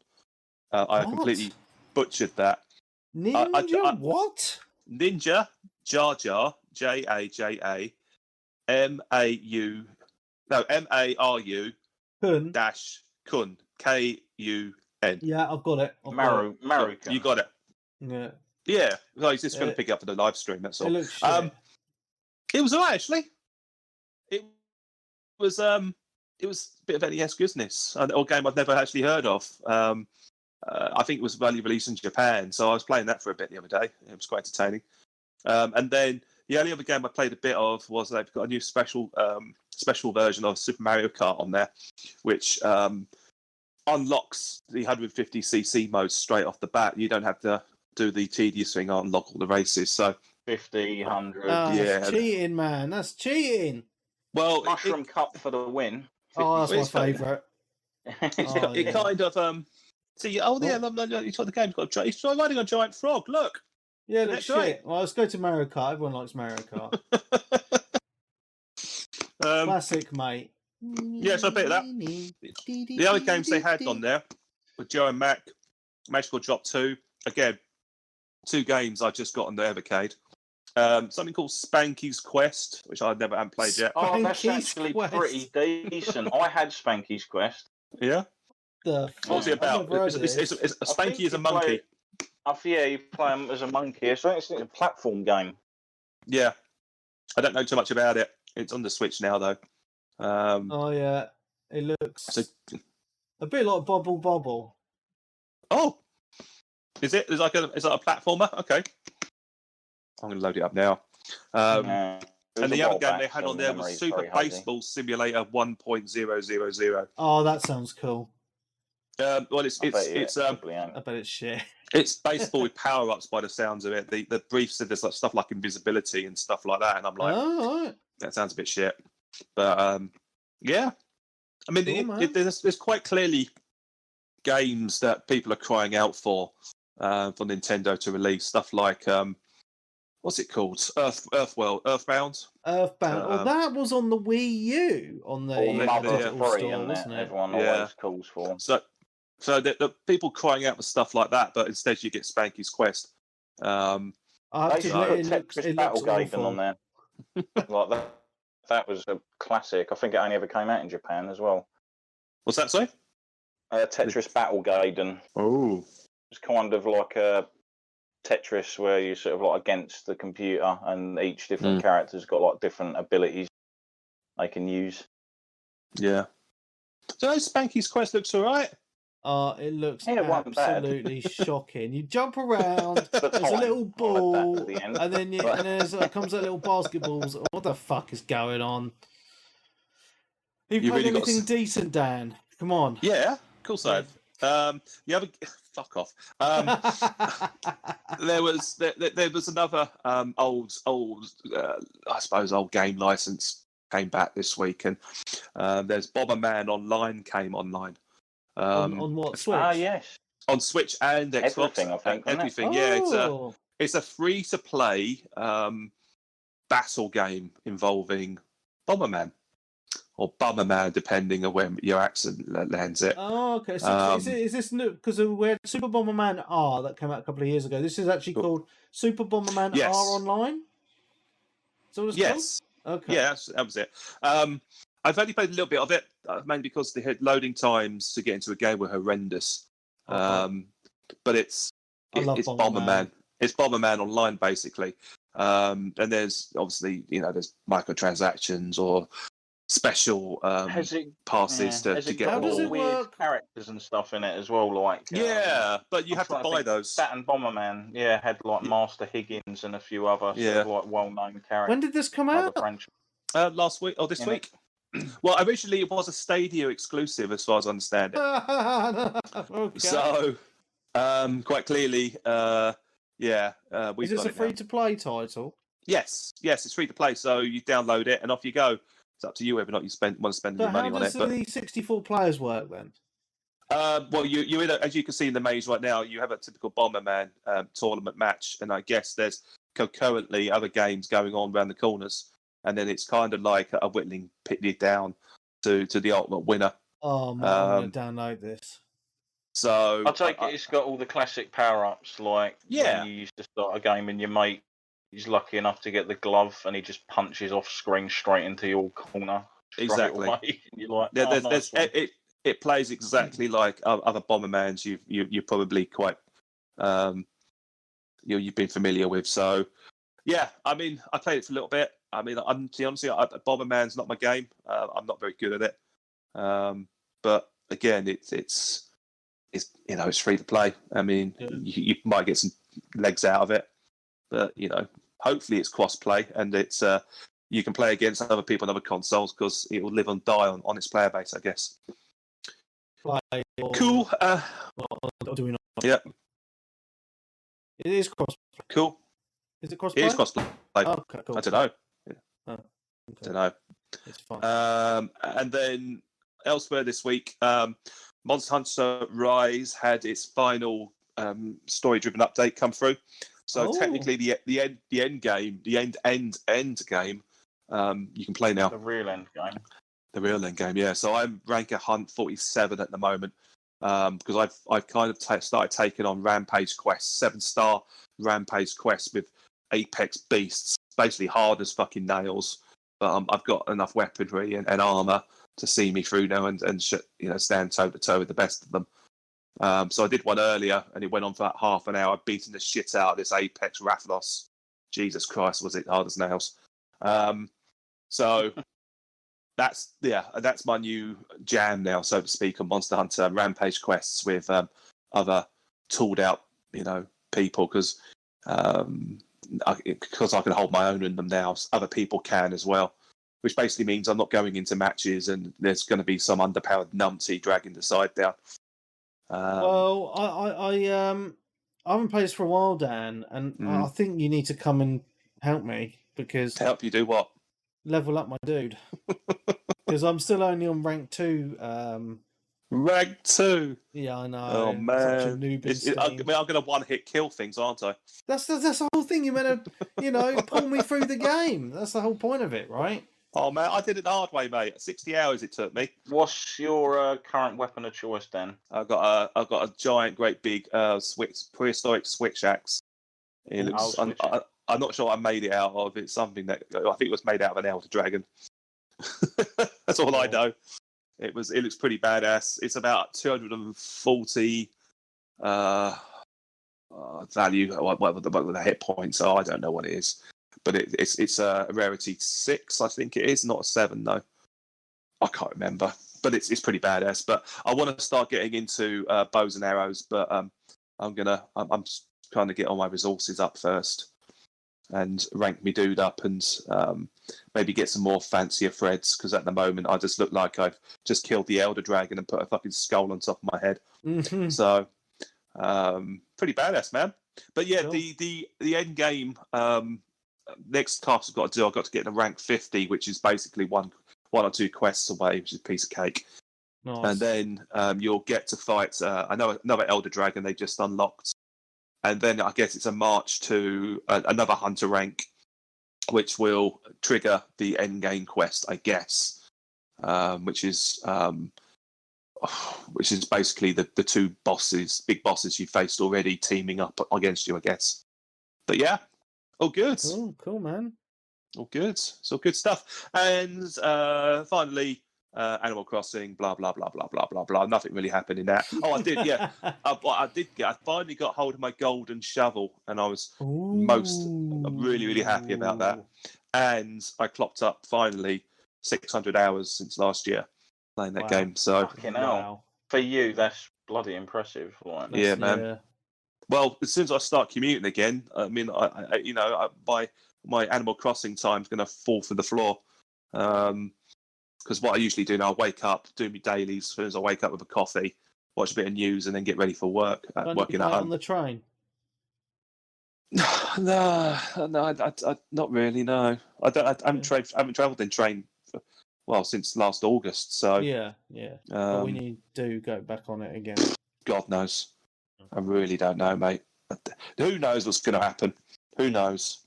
What does your golden shovel allow? Sorry. What does it allow? I don't know. Yeah. I don't know. Apparently, I don't know. It's golden. You dig bedrock or something with it, or I don't know, mate.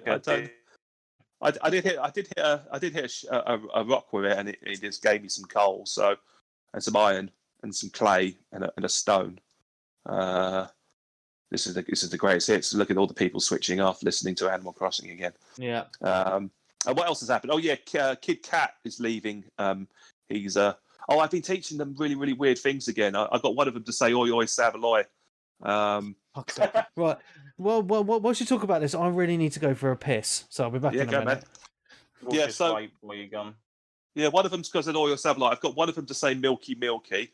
One of them calls me "Numbnuts," and then you melt as well. So my guess is at the moment to you in there as well. Oh, next time they ask for a catchphrase, yeah. Because the idea I've got, I mean, I think Elliot put his Animal Crossing on a little while ago for the first time in ages, and one of my old villagers turned up in his. One I ditched over a year ago just showed up because I got rid of him because he was boring as fuck. But what I'm hoping, if I can go to other people's game, is this the equivalent of the one that left my village to go to yours and then sat there bad mouthing me? Yes. I still can't believe that. I wanted to do anything against the guy. Well, I wanted to dish them out. I mean, I did actually teach one to say with donk as well. So what the idea is being, I guess, is that if someone wants to join my island, as soon as I start ditching my old hand-me-downs, you might get a very sweary Animal Crossing villager join yours. Well, I would swear it. They don't say fucking bollocks and cunt, do they? I'm back. They just say weird shit. So not very PG friendly, has to say that. Mm-hmm. And that on that note, now Webby's out of week. That's me this week. Done. Cool. Yeah, I was just trying to keep my fluids up, mate. I mean, all your fluids out. Drinking a lot of water, get the fluids out. It's all good. It's all good. Got to stay hydrated. It's important, especially on sunny days like this. Yeah, man. Yeah, it is like mad. Like, because I've obviously gone like days where I'm on a massive gaming binge or something, and I might be gaming for like 6, 7, 8 hours, and all of a sudden you get a headache, and then you realise that you haven't actually drank any water all day, and you've just been drinking coffee, and you're like, that might be. Yeah, I purposely. Because I'm at my desk all day, I purposely just make sure my pint glass is always full of water. I just drink a lot of water throughout the day. I'm full of piss, mate. And I piss a lot as well. Yeah. But then I am on a liquid diet as well for breakfast and lunches as well, so I'm pissing loads. I have my Huel for breakfast. So my morning is I'd have a pint of water with a vitamin C, one of those evaporating things in it. And then I have, when it's like a pint and a half of Huel, so that's a lot of liquid. And then I have a cup of coffee, and then I have some more water. So I'm pissing all fucking day, mate. And then that's good. What's good for you? Your stalls must be fucking horrendous.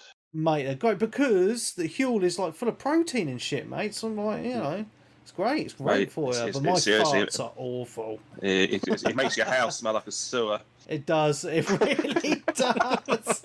I just blame it on the kids. That's a nice tagline at the end. You'll make your house smell like a sewer. Yeah. But since I've been doing the Huel, I've lost about a stone now. So that's good. Yeah, it's quite good. Yeah. So I'm going to carry it on because it's stopping me eating all the shit, and I was mainly like crisps and chocolate. I'd stopped eating that, and the fizzy drinks I've knocked back massively. Even though we did buy a Soda Stream last month, so but it's better for you than obviously Coke than buying fizzy milk. Mate, Soda Stream is great, absolutely great.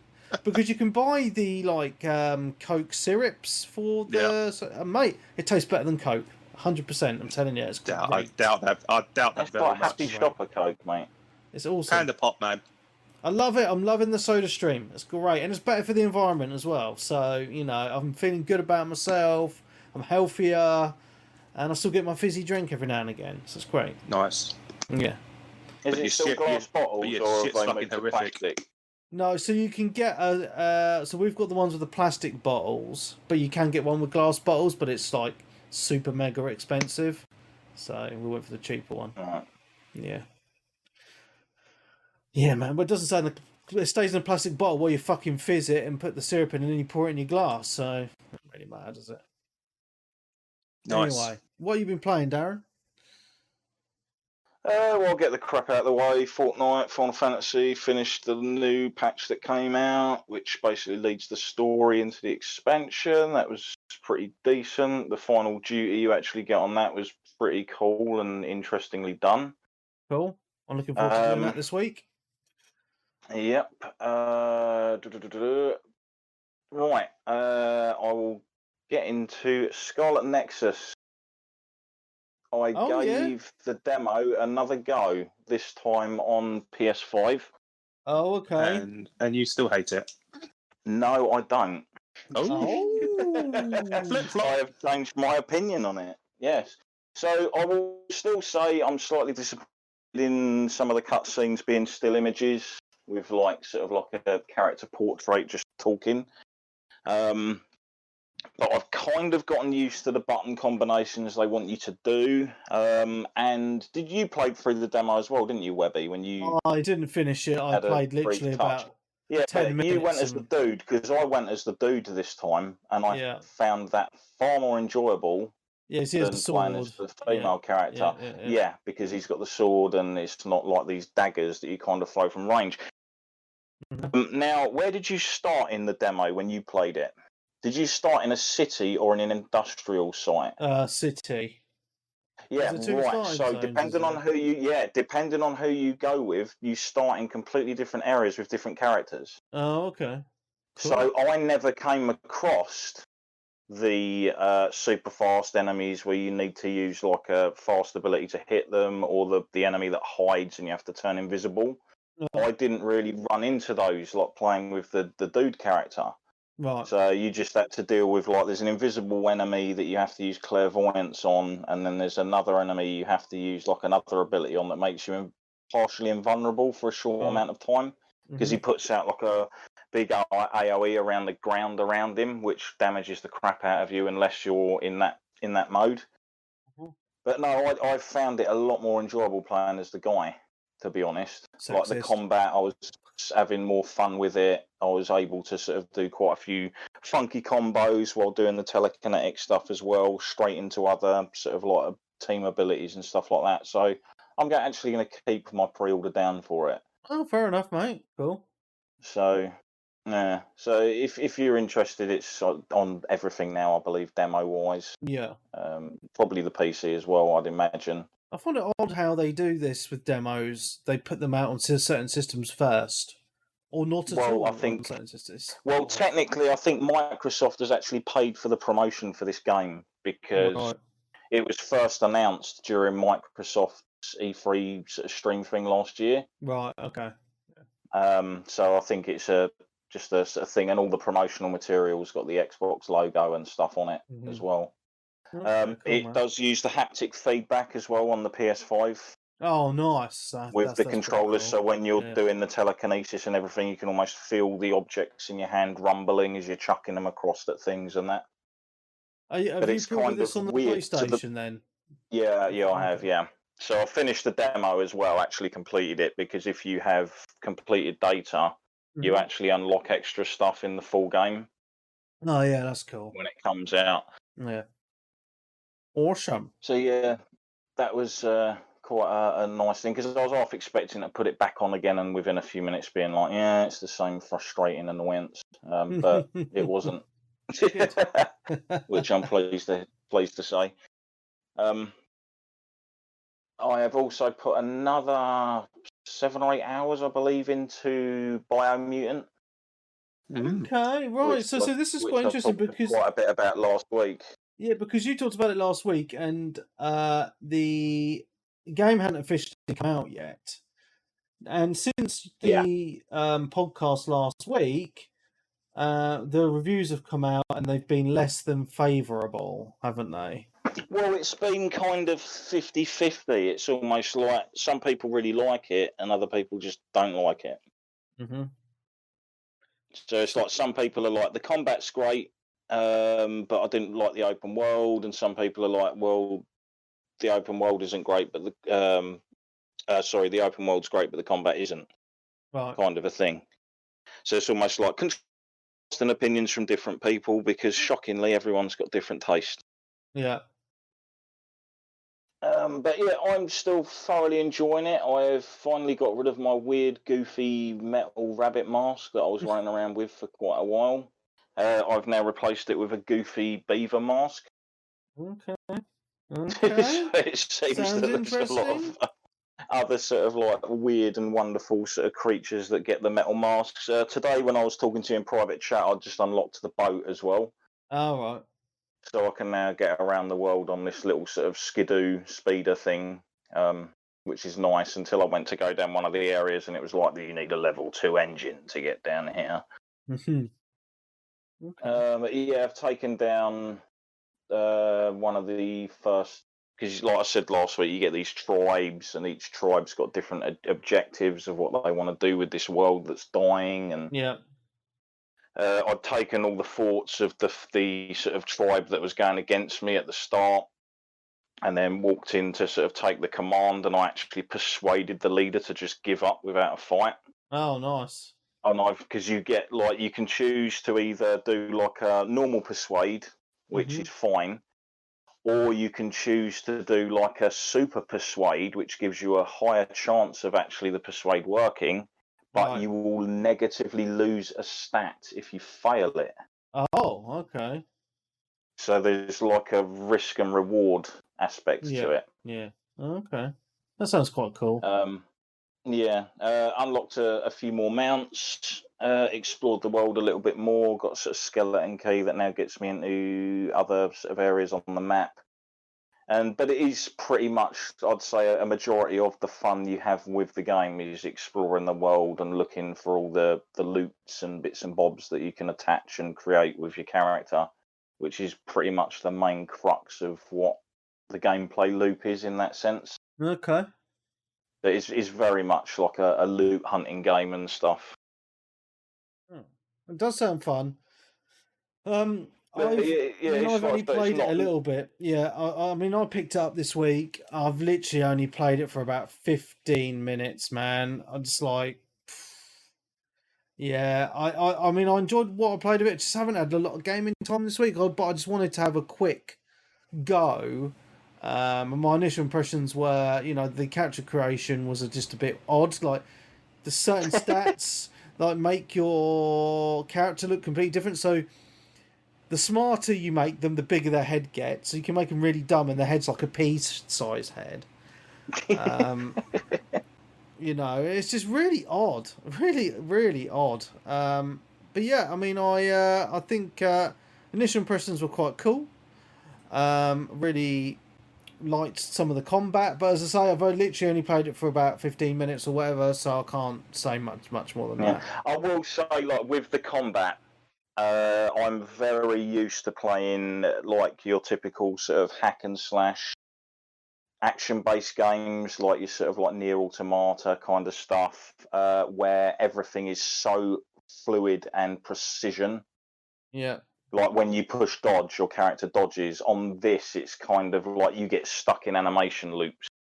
So if you're midway through swinging and stuff, and someone wants you to kind of like block or dodge, the chances are you're going to take the hit because it's not going to react quick enough.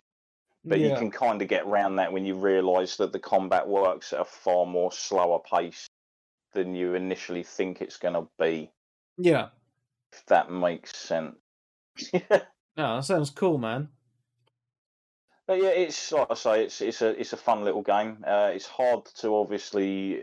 It's one of those where it's like you almost have to pick it up and play it. But I've got a feeling this will be one of those kind of hidden gems that people pass on. Then in like 2 or 3 months' time, they pop down the shops and see it's like 20, 25 quid and think I'll have a punt on that. Or you never know, it might end up on Game Pass. Yeah, I could see that happening. I mean, it was made by a small team, right? As well, so about 20 people or something, wasn't it? Yeah. Over the space of a good 4 or 5 years, I'd say. Yeah.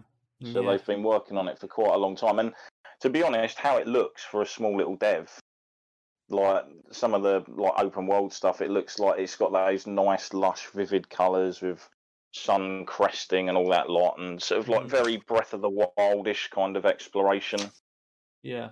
Stuff to it. Like I've now unlocked a little gizmo for my grasshopper, like metal grasshopper, where I can jump off the top of high peaks and hold the jump button down, and he brings up a little parasol and slowly sort of like lower yourself to the ground, like Link used to be able to do.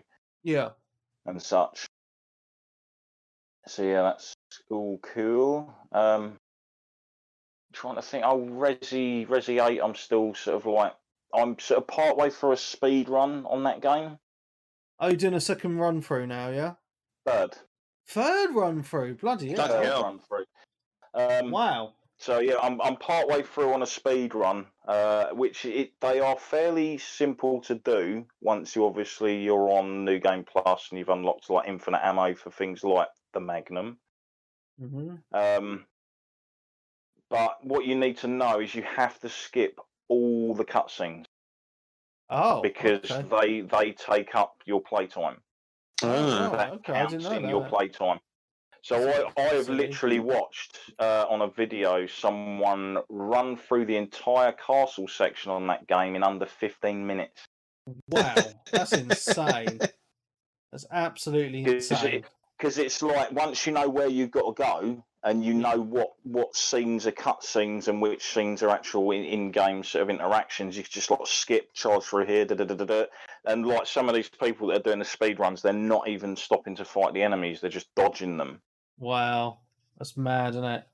And it's almost become like a competition of like who can do the speed runs the quickest, who can do the speed run on the hardest difficulty the quickest, and bits and bobs. Cool, but I think it has been pretty much the biggest streamed game of the past month or two. Easy. Like I still every day when I go on like YouTube, there's someone streaming it or playing it. Yeah, that's pretty cool. So it must have done pretty well for them. I think they announced that it's now shipped something like 4 million copies. That's pretty decent. No, it is decent. Yeah, wow. Cool. And it'll probably be even more by the time the sort of like the months are out. I mean, it'll be interesting to see what they do because of the length of the game, because it's not super long. Like if you're playing through this normally on your first time, you're talking about 8 to 12 hours, I'd say. Yeah. If you're still looking around, trying to do all the puzzles, find all the little collectibles and stuff like that, and then after that, it kind of becomes like you're trying to beat your best times, or you're trying to unlock other guns to have like infinite ammo, or you're trying to unlock all the different models, or you're doing mercenary mode. So within the next month or so, I'd say if Capcom have got some sort of DLC or something coming for the game, they need to start teasing it before everyone starts doing like what you and Peeps did, and that's like second-hand copies straight down the shop sort of a thing. Because obviously, the more copies that are in people's hands, the more customers they then have for extra content. Yeah, well, the prices have dropped now on selling the copies of it now, as you would expect anyway. So, right, yeah, it would have been. I mean, what's it been now? 3 weeks? Yeah, something like that. weeks? Yeah. I mean, I sold it for the same price I paid for it, but I think last time I checked it, they were buying it for 30 quid. It's probably dropped even more now, to be honest. Yeah, that's the thing. Before you know it, they'll be offering a fiver. Yeah. 100%, mate. But yeah, it'd be interesting to know where I'd actually want what the DLC to be perfectly honest. Maybe I've got a couple of ideas, but I'd actually quite like some DLCs that focus on each of the 4 characters that you meet through the game. Mm-hmm. If that makes sense without being too spoilery. Okay. But yeah. Yeah, that's been pretty much it this week. Oh, and Valhalla. I haven't done any more of the Druid stuff though, but I have still been whacking it on and doing some daily stuff. Nice. On it. But yeah, I talked about the Druids DLC last week in the Patreon episode, which is set in Ireland. You get your own new map, and you're opening up sort of trade routes to bring certain materials into your sort of like main city of Dublin, which you then use to purchase different new armor sets and other bits and bobs on the trade market, which also increases the status of Dublin itself, and it starts to sort of grow and such. And it's all about sort of like pagan sort of people trying to sort of rebel against the sort of newly appointed king of Ireland and such. Cool. So, yeah. Byron just said in the chat he would like to watch you do your speed runs, Darren, so you should live stream them.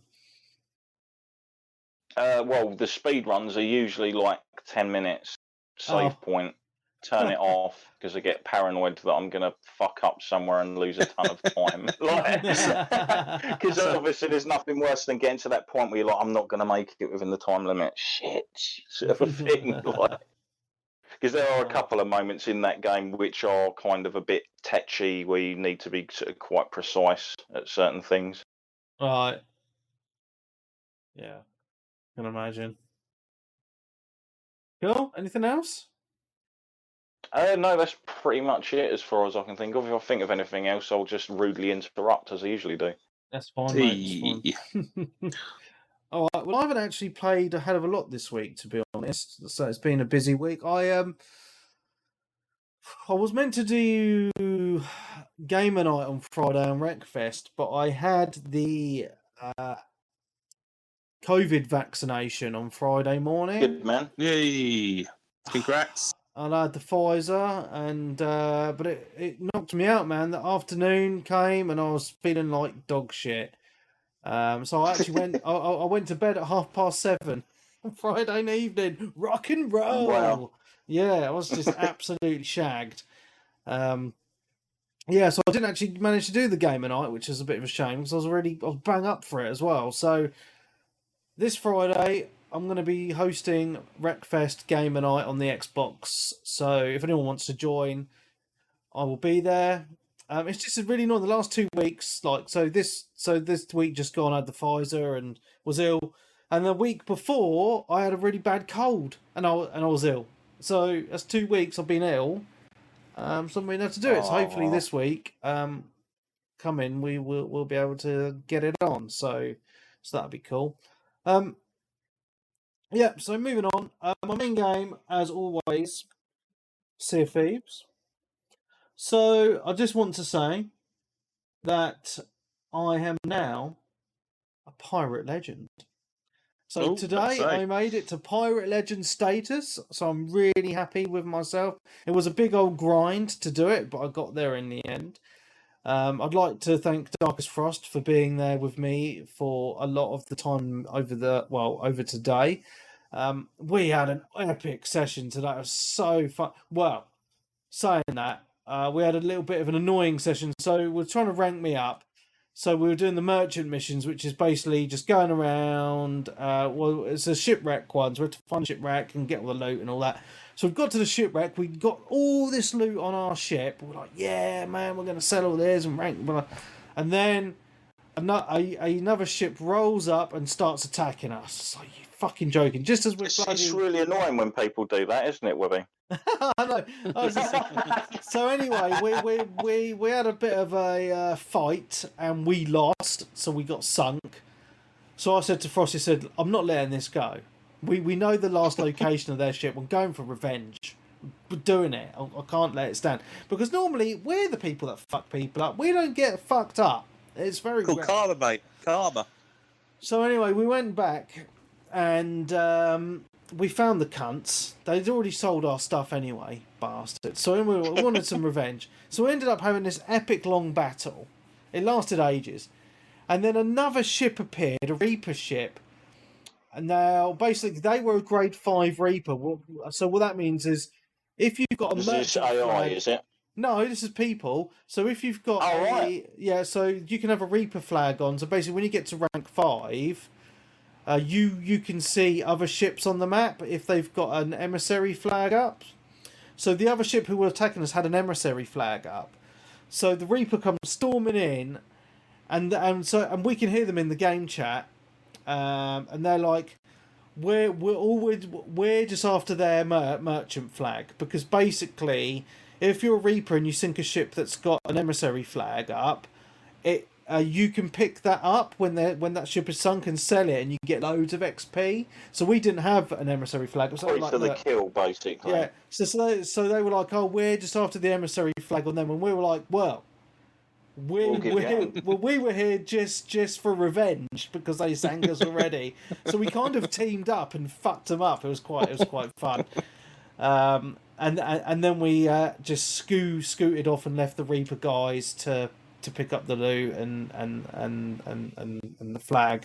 So yeah, it was quite epic, because the cool thing about being on PC is you get the advantage of, when you're in party chat on Xbox, you also get the game chat, whereas if you're on the console, you only get the choice of either or.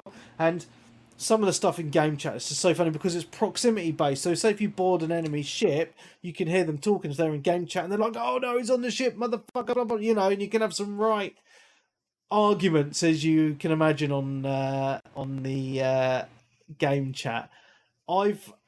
I've only got salty once, where I ended up calling people a bunch of cunts, because we were in the middle of a mission. Did you at least get into character and say, "Avast, you cunt"? No, I just called him a bunch of cunts, because we were doing a mission to face off against these AI ghost ships, and there's kind of an unwritten rule that on this specific mission, Flameheart ones, you kind of, if you roll in, you can't help each other out to sink the ghost ships, then afterwards, then you have a fight over the loot. But no, in the middle of the ghost ship fights, these fucking pricks come and sink us. So I'm in game going, you motherfuckers, we're fucking doing this mission, blah, blah, blah. Yeah, I was not happy. But, yeah, I mean, I'm loving the game.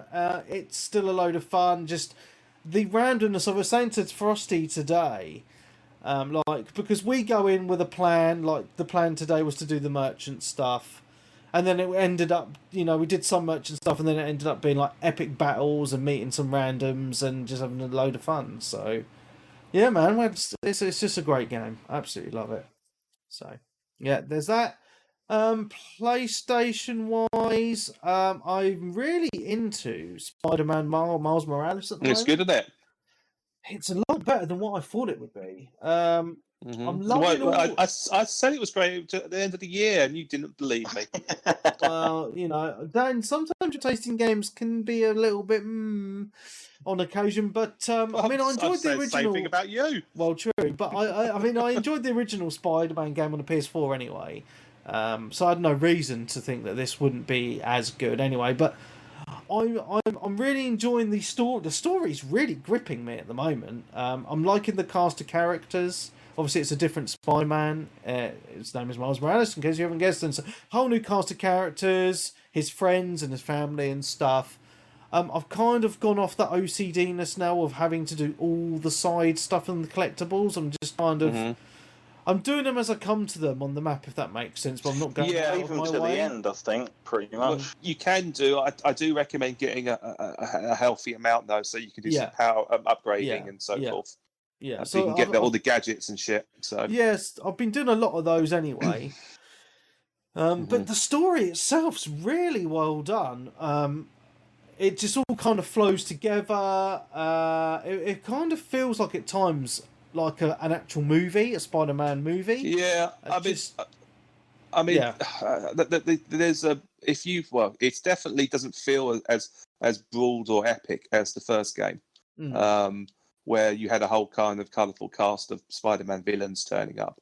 Yeah. This one literally is, well, it has a lot great of twists and turns. Yeah, I mean, it's very if you're familiar with Miles Morales in terms of the comic books and what his immediate sphere of villains and characters are, you won't be disappointed. But if you're going in expecting a whole raft of stuff like Green Goblin and Rogues Gallery and that, exactly, you're not going to get it. And it's very much my first kind of adventure type of game in terms of where Miles Morales is in his career as Spider-Man, I guess.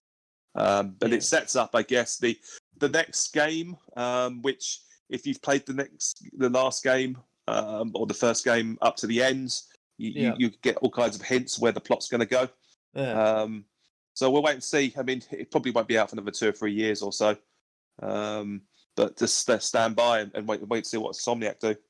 Yeah, it's done well. I'm really, really enjoying it. It's probably my favourite PS5 game at the moment. I mean, I haven't played any of the other games at all this week on the PlayStation 5. It's literally just been Spider-Man. So nice. Yeah, really, really good. And it's a game that I can play with my kids around as well, which is a bonus. So it's pretty sweet. Yeah. I played a tiny bit of Days Gone on the PC, but not much. So I'm not really going to go into that at all. It just looks good.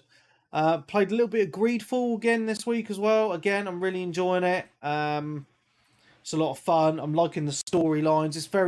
It can be very slow paced at times though. So if you're not really into a lot of talking, a bit like in Mass Effect, there's a lot of talking, isn't there? But then it's not really the game for you because it's quite story heavy. There's a lot of story paths as well. But yeah, I'm really enjoying it. So I'm looking forward to playing more of that. And the only other 2 games I've been playing, very briefly, I played a lot of Dirt 5 today while I was chatting to Darren. I'm really enjoying Dirt 5. I know when it came out, people were shitting on it because it's not a sim like the previous Dirt games. But I'm really liking that arcade feel. I'm liking all the lighting effects and just the fact I can just pick it up, chat to my mates, play a few races, and I'm just got a smile on my face. It's fun, right? But yeah, it's got a nice variety in tracks, a nice variety in the racing because you got the Gymkhana stuff, which is fucking balls hard. You got the different types of rallies, loads of different classic cars and that. Yeah, I think it's a great game. So yeah, I'm really, really enjoying that. And last but not least, I've been playing some Snow Runner. So this is the sequel to Mud Runner. It's just come out on Game Pass. It's fucking hard, man.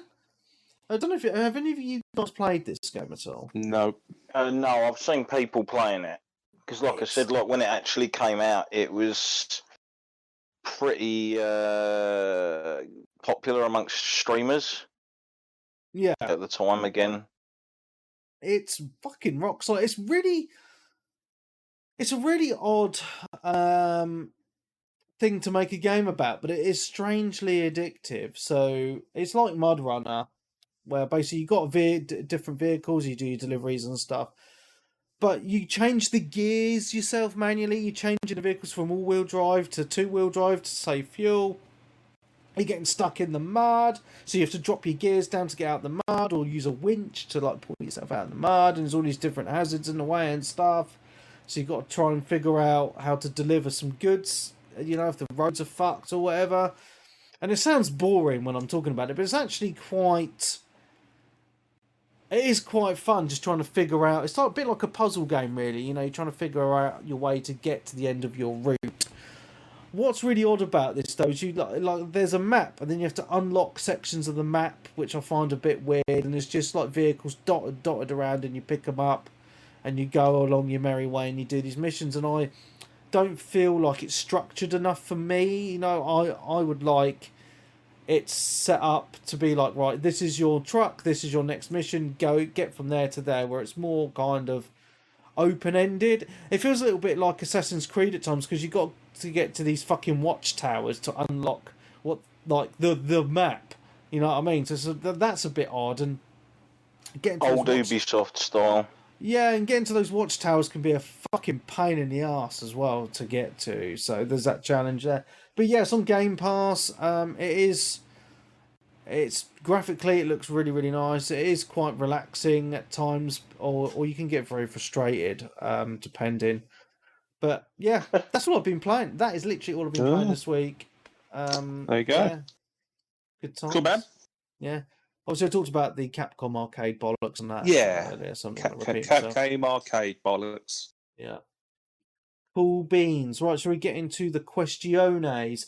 Again, if you're listening live on Twitch and you want to actually ask a question vocally, come into the Discord room, 360 Gamercast live stream room, and put your hand up to come into the voice. Put and I'll your get hand you up. in.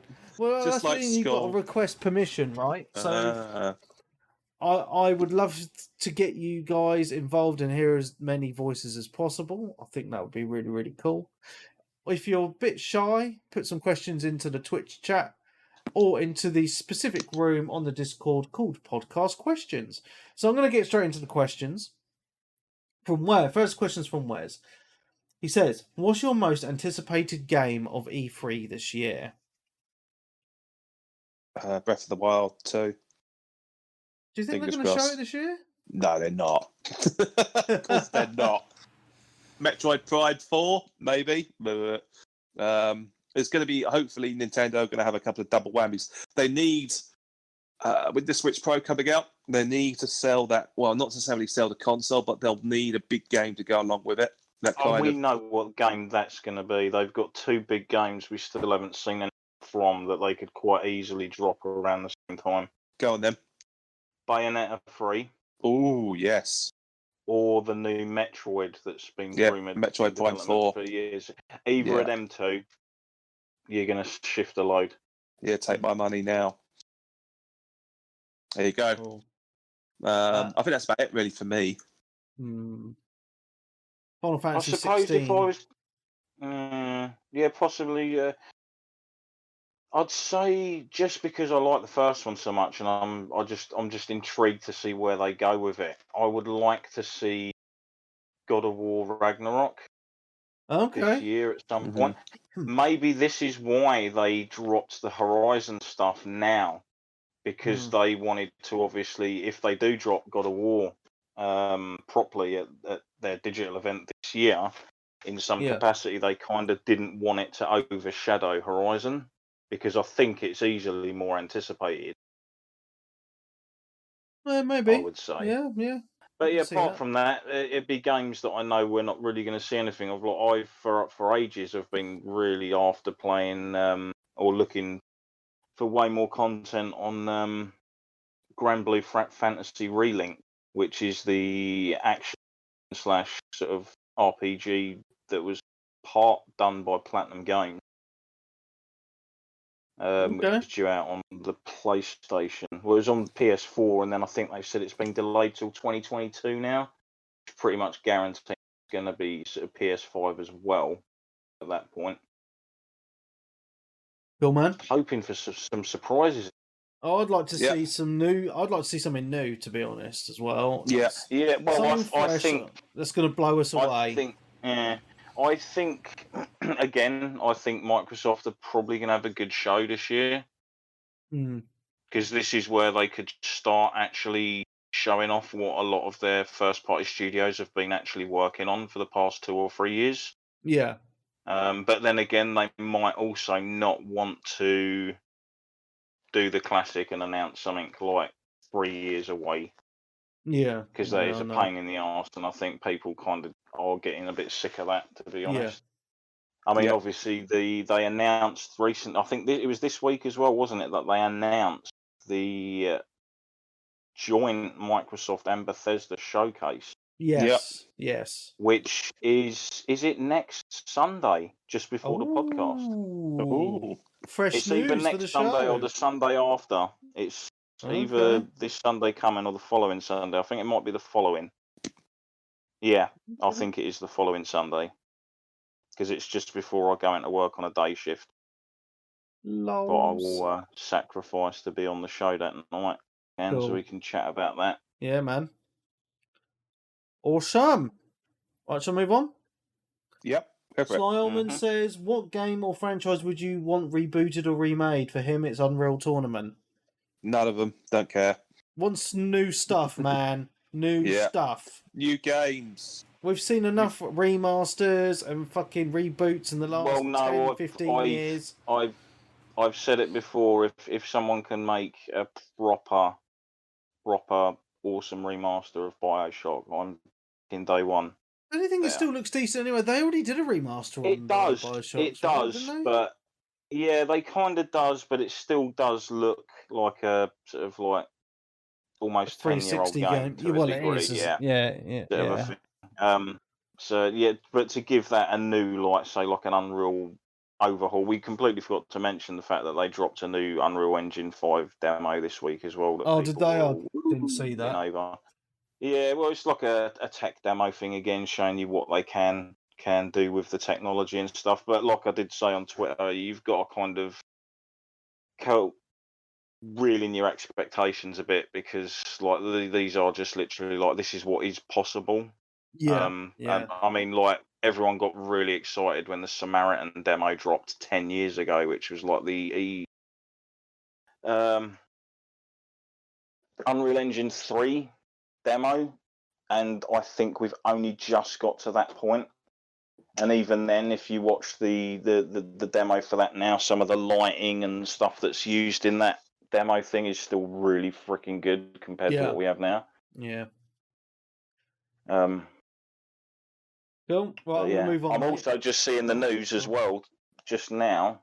That apparently Destruction All Stars is apparently adding bots because there aren't enough people playing it. I'm not surprised. Is anyone fucking playing it? Obviously not. Game sucks balls. Right, Mr. Jelly. Well, I never really played it. It just wasn't for me. Really. Mr. Jelly says, do you ever think about the amount of your life you've spent playing games? If you could have that time back, would you invest it in another hobby or skill? If so, what would that be? An education. Well, I do have one. I'll get a master's or something like that. I don't know. It's dead air, isn't it? I don't know. You could say the same about TV as well. Or reading. Really, it depends what you're reading. If you're reading fiction, it depends what you're reading. Obviously, like if you're reading fiction and stuff, it's technically the same thing. It's all escapism. Yeah.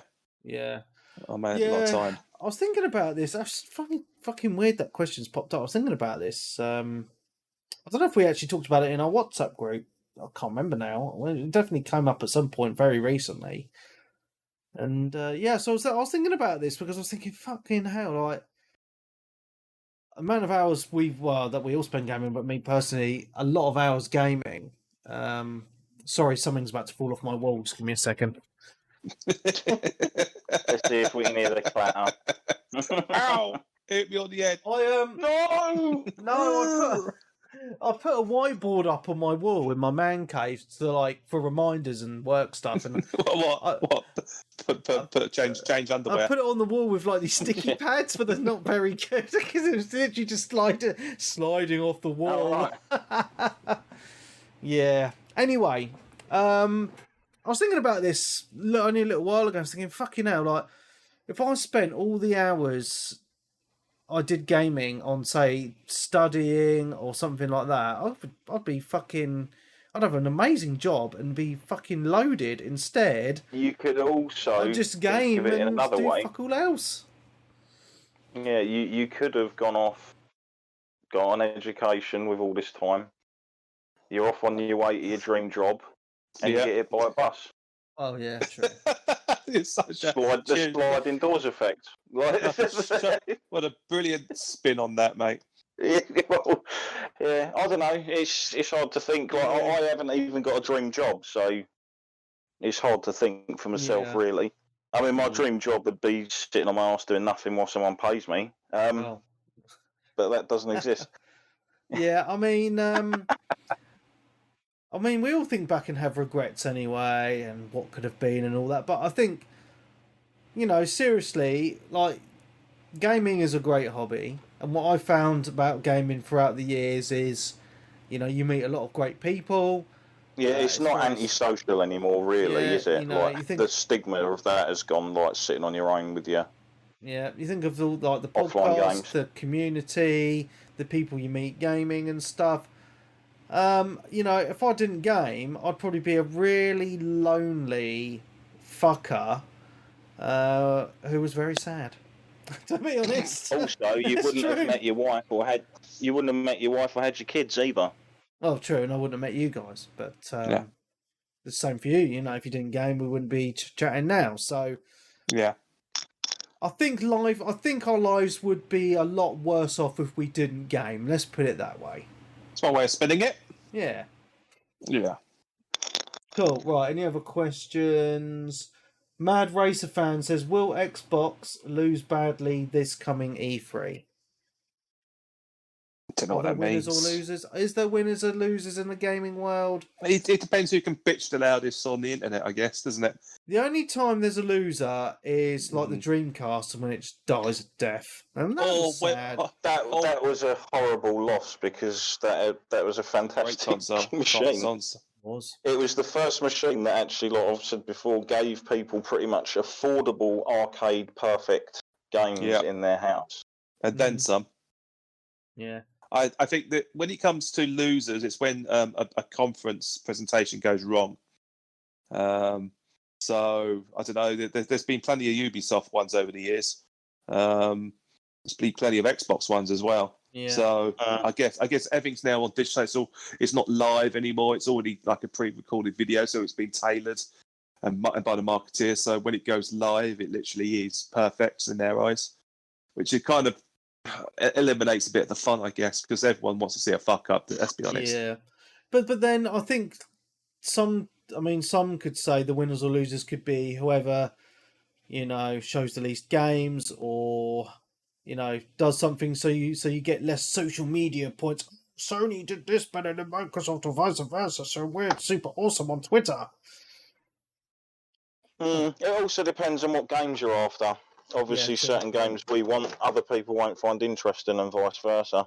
Yeah. So obviously, as gaming becomes more popular, they're kind of like the titles we're seeing now aren't like we've said this before. Like back in the day, like on E3, 90% of the games they'd show off, I'd be kind of interested in.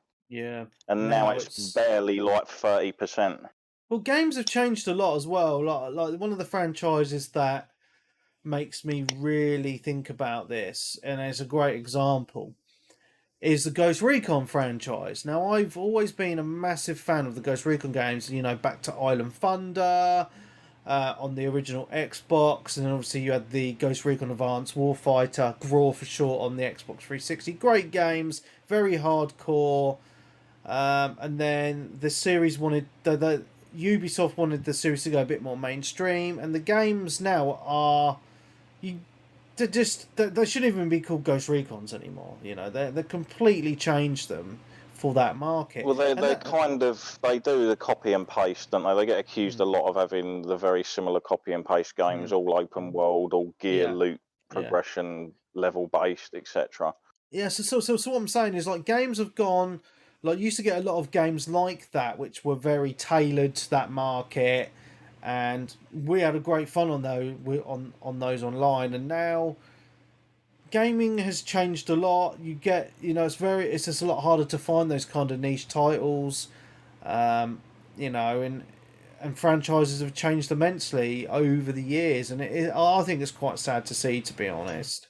I mean, yeah, it also boils down to everyone now. They don't just want to release a game that lasts a couple of months and people are done with it. They want this like super long-term engagement that's going to keep people invested in it for as long as possible to spend more money. Yeah. Yeah, I know. We all mate, get to look forward to the new Splinter Cell release this year as well, don't we? yeah, right. I don't understand Ubisoft. Like, they've got like a massive game there that they could, like, Sam Fisher is, you know, they brought him back into Ghost Recon. You know, he's a beloved character. He's been in Rainbow Six as well, hasn't he? I in think. Rainbow Six, and they're like, what the fuck? I don't get it. I mean, they're bringing out another Rainbow Six game that looks fucking awful instead of a fucking Splinter Cell game. What the fuck are they thinking? I really don't understand. They could just be taking their time with it or wondering what to do with it, to be honest. But now, because obviously, I think a lot of the success of Splinter Cell stemmed off of obviously the realism, like you said, of certain games back then, and it also was kind of like another Metal Gear. That same sort of thing, the really resourceful guy, all the gadgets and that kind of stuff. And Metal Gear's basically gone now. Yeah. So there is a gap in that market. Yeah. I agree. Right, I'm going to move on because time is ticking on. Got two more questions. Clarky asks, what's your favourite summertime drink?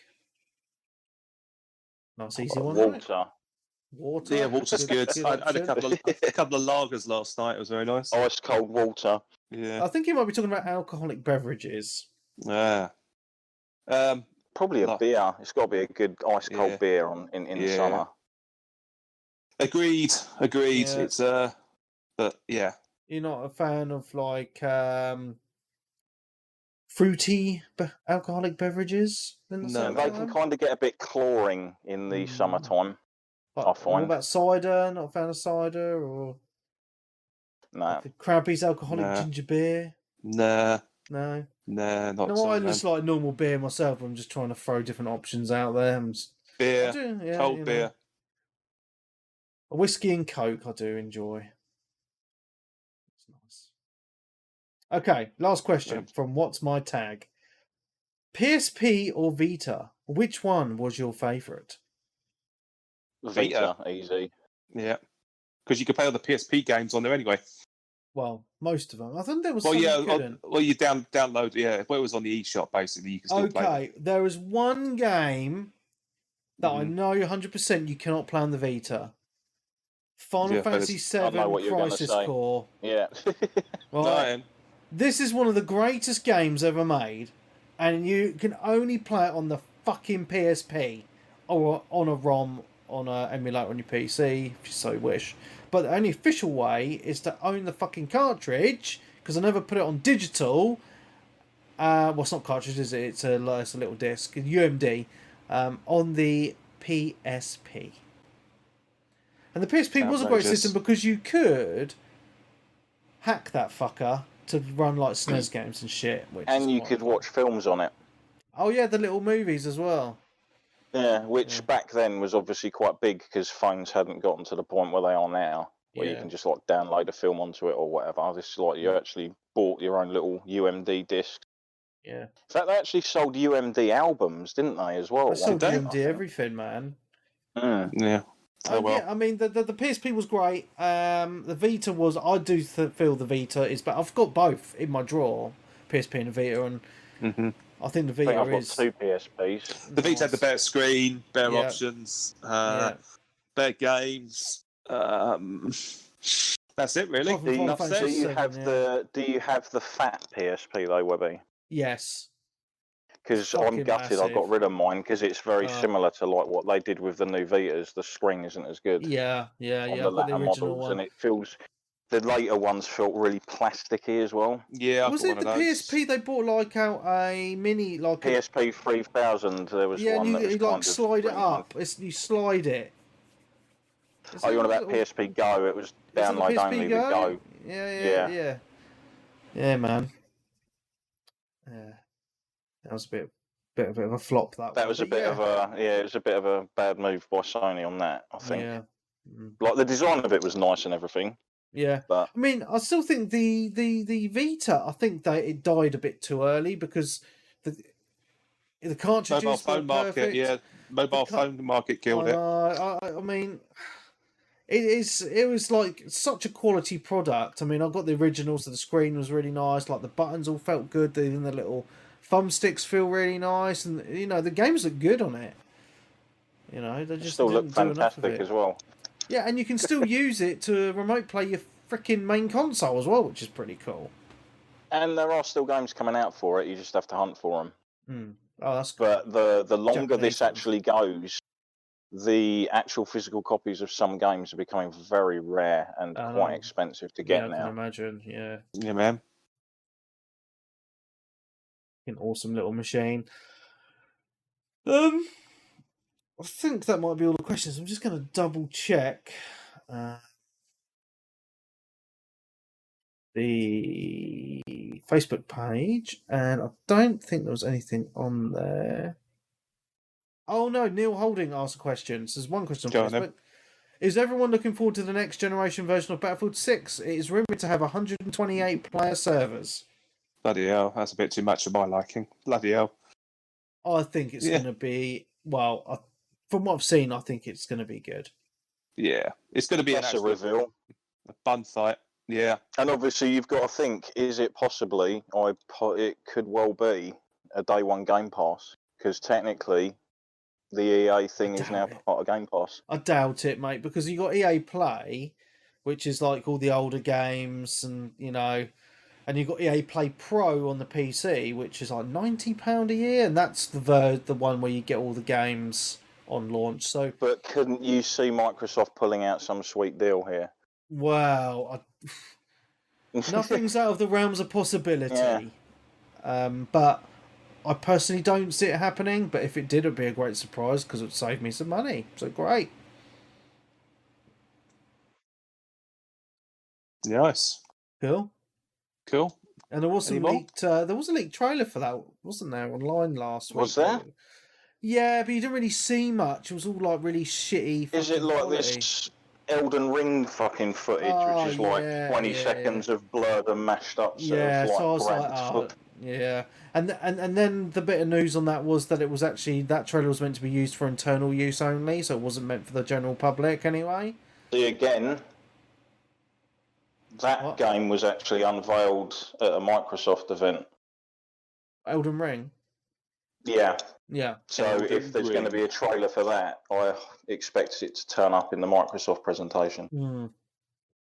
Elden Ring. Super cool. Right, that is all the questions. I'm sad to say that no one joined our Discord room to ask questions in person. I thought someone had joined earlier, but it said, just when I checked, it said deafen. But at first I thought it was someone's username. I did see someone pop in and go very quickly earlier. But yeah, we'll save it. So now people know. And hopefully next week we'll get some people ask questions. Come join us when we do the UFO special on Thursday. Oh, yes. It's going to be so good.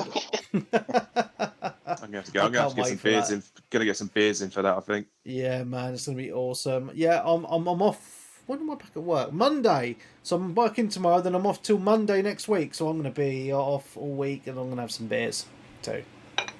Yeah, I better do some research. Yeah. On the internet. You better, mate. You better. Good man. No, there's a whole host of types of like alien UFO movies, which I might discuss at some point. Yes. So, and we can't do a UFO special without talking about X-Files as well. So you do about that. Strap in. And then if this goes well, we'll have to do other paranormal episodes. Or yeah, of what depends. I mean, we've got a ghost episode we need to do quarterly. Just do them quarterly or something. Yeah, they're like specials. Yeah, we could. That do way you build up a lot of stuff. Yeah, we could. You could call it this the Tin Hat special series. There we go, mate. We could do.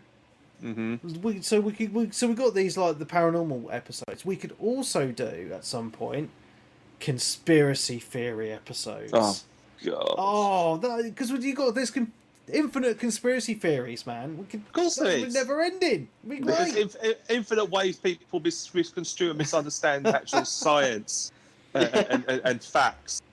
And the absence of facts means that it must be a conspiracy. It's like, oh, for fuck's sake. The paranormal one is still interesting because of course it is. Everyone's had. I've had a experience which I can't explain. Oh, go on, pray tell. I was just going to say I was walking home from a mate's house. So fair enough, I was half cut. There's like a little.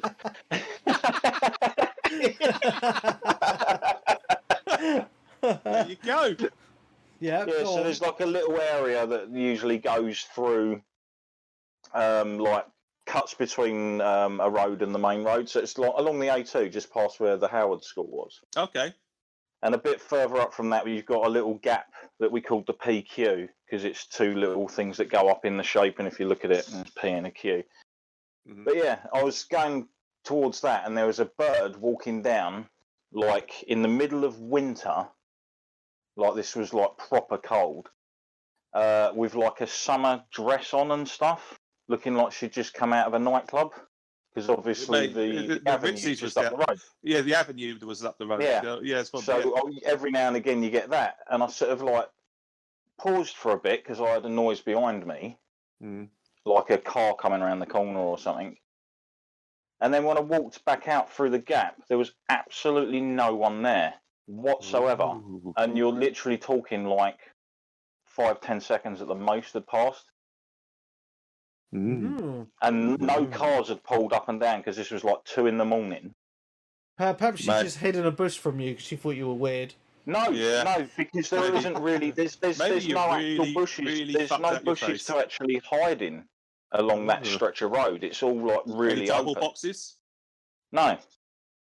Okay. That's what I mean. And there was hardly any parked cars over the other side of the road, and if they were further up the top end when she was walking down. See, I had a similar one when I was younger. I was walking along a dirt road we're back in Medway where I lived, near where Darren lives now. Walking along a street, it was a cobbled street. It was like a dirt track, and me and my mate were on and we looked over, and there was this tall guy. He's dressed like a groom, very, very pale, just standing there. And we just went, fuck you know. This is the middle of the night, this was. Fuck you know. And we just turned. I'd have done legs, mate. A slender man. Yeah, we walked a little bit further, about 100 yards, and then realised that there was a wedding reception going in one of the houses. So there you go. Explanation done. Okay. But there's all sorts of stories about visions and coincidences that can't be explained, and there's lots of anecdotal stuff out there, but no exact burden of proof. But then, I'm a sucker for supernatural horror movies, so there's all. I mean, I saw the new Conjuring movie a couple of nights ago. Oh, cool! Wasn't scary. Oh, I love those films, man. But actually, today I was in town earlier. I picked up all the Annabelle movies today because I haven't seen those. Oh, freaky! I hate dolls, man. Oh, creaky dolls. So that's got to be a big one to watch during daylight hours. Yes. So we'll see. Yeah. Sounds good, man. Sounds good. Mm-hmm. And on that note, I think we should end it here. It's nearly 11 o'clock. It's past my bedtime. I'm not working. We talked some right shit, haven't we? It's been great. I've really enjoyed it this week. It's been fun. Cool. So, from me, Mark Webb, Gamertag, Piss on D, Steam on D, Webby, 360G. Sleep tight. See my damn. And since I switch, good night. So thank you very much. You find us on the usual social media channels at 360gamercast. Patreon.com/360gamercast. And that's the end of the show. Big thank you to everyone on the Twitch for watching live. And don't forget, you can join us live on the Discord room if you want to come and say hi for the questions. Anyway, thank you very much. We will see you Thursday, 8:30 p.m. for the UFO special episode. See you there. Bye-bye.